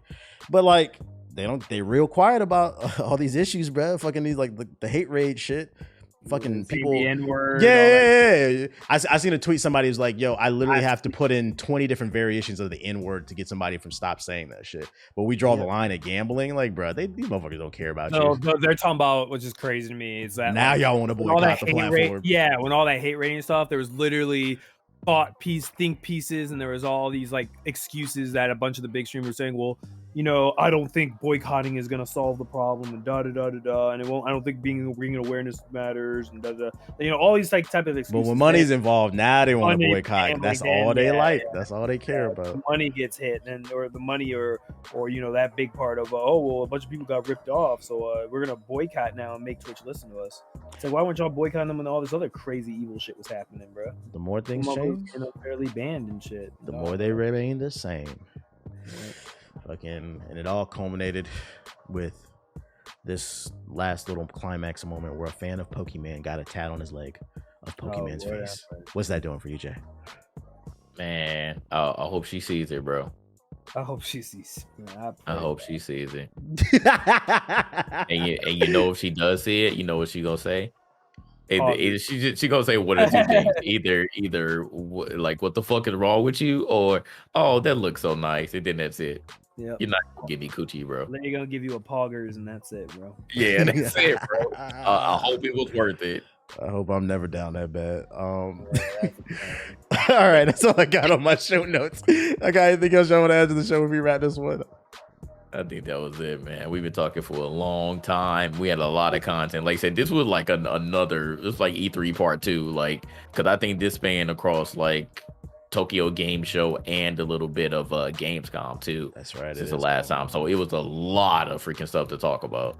Yeah, actually, one of my viewers, I guess he's stationed in Japan, and he said that he actually got to go to Tokyo Game Show and he got to play what's the joint with the black girl? The Magic joint. Forspoken, yeah. He said it was lit. He said it was a little bit rough, but he said it was really. He said he was really good. He sees the potential of it. I was like, okay. Oh, it was there. Okay, cool. Yeah, he said it was playable. You got to touch it. I was like, that's what's up. That's what I like to hear. But you the birthday boy, JG. So what's your closing statement for Gaming Illuminati episode 133? Go. All right, so yeah, like you said before, I'm the birthday boy right now, but by the time you hear this, it'll be a little bit later. But you can still support, it's still September. You can throw me something happy belated or whatever. Just like T-Bait said, throw me some money for some VC so I can get this character up, because I'm tired of fucking grinding. It's just taking forever.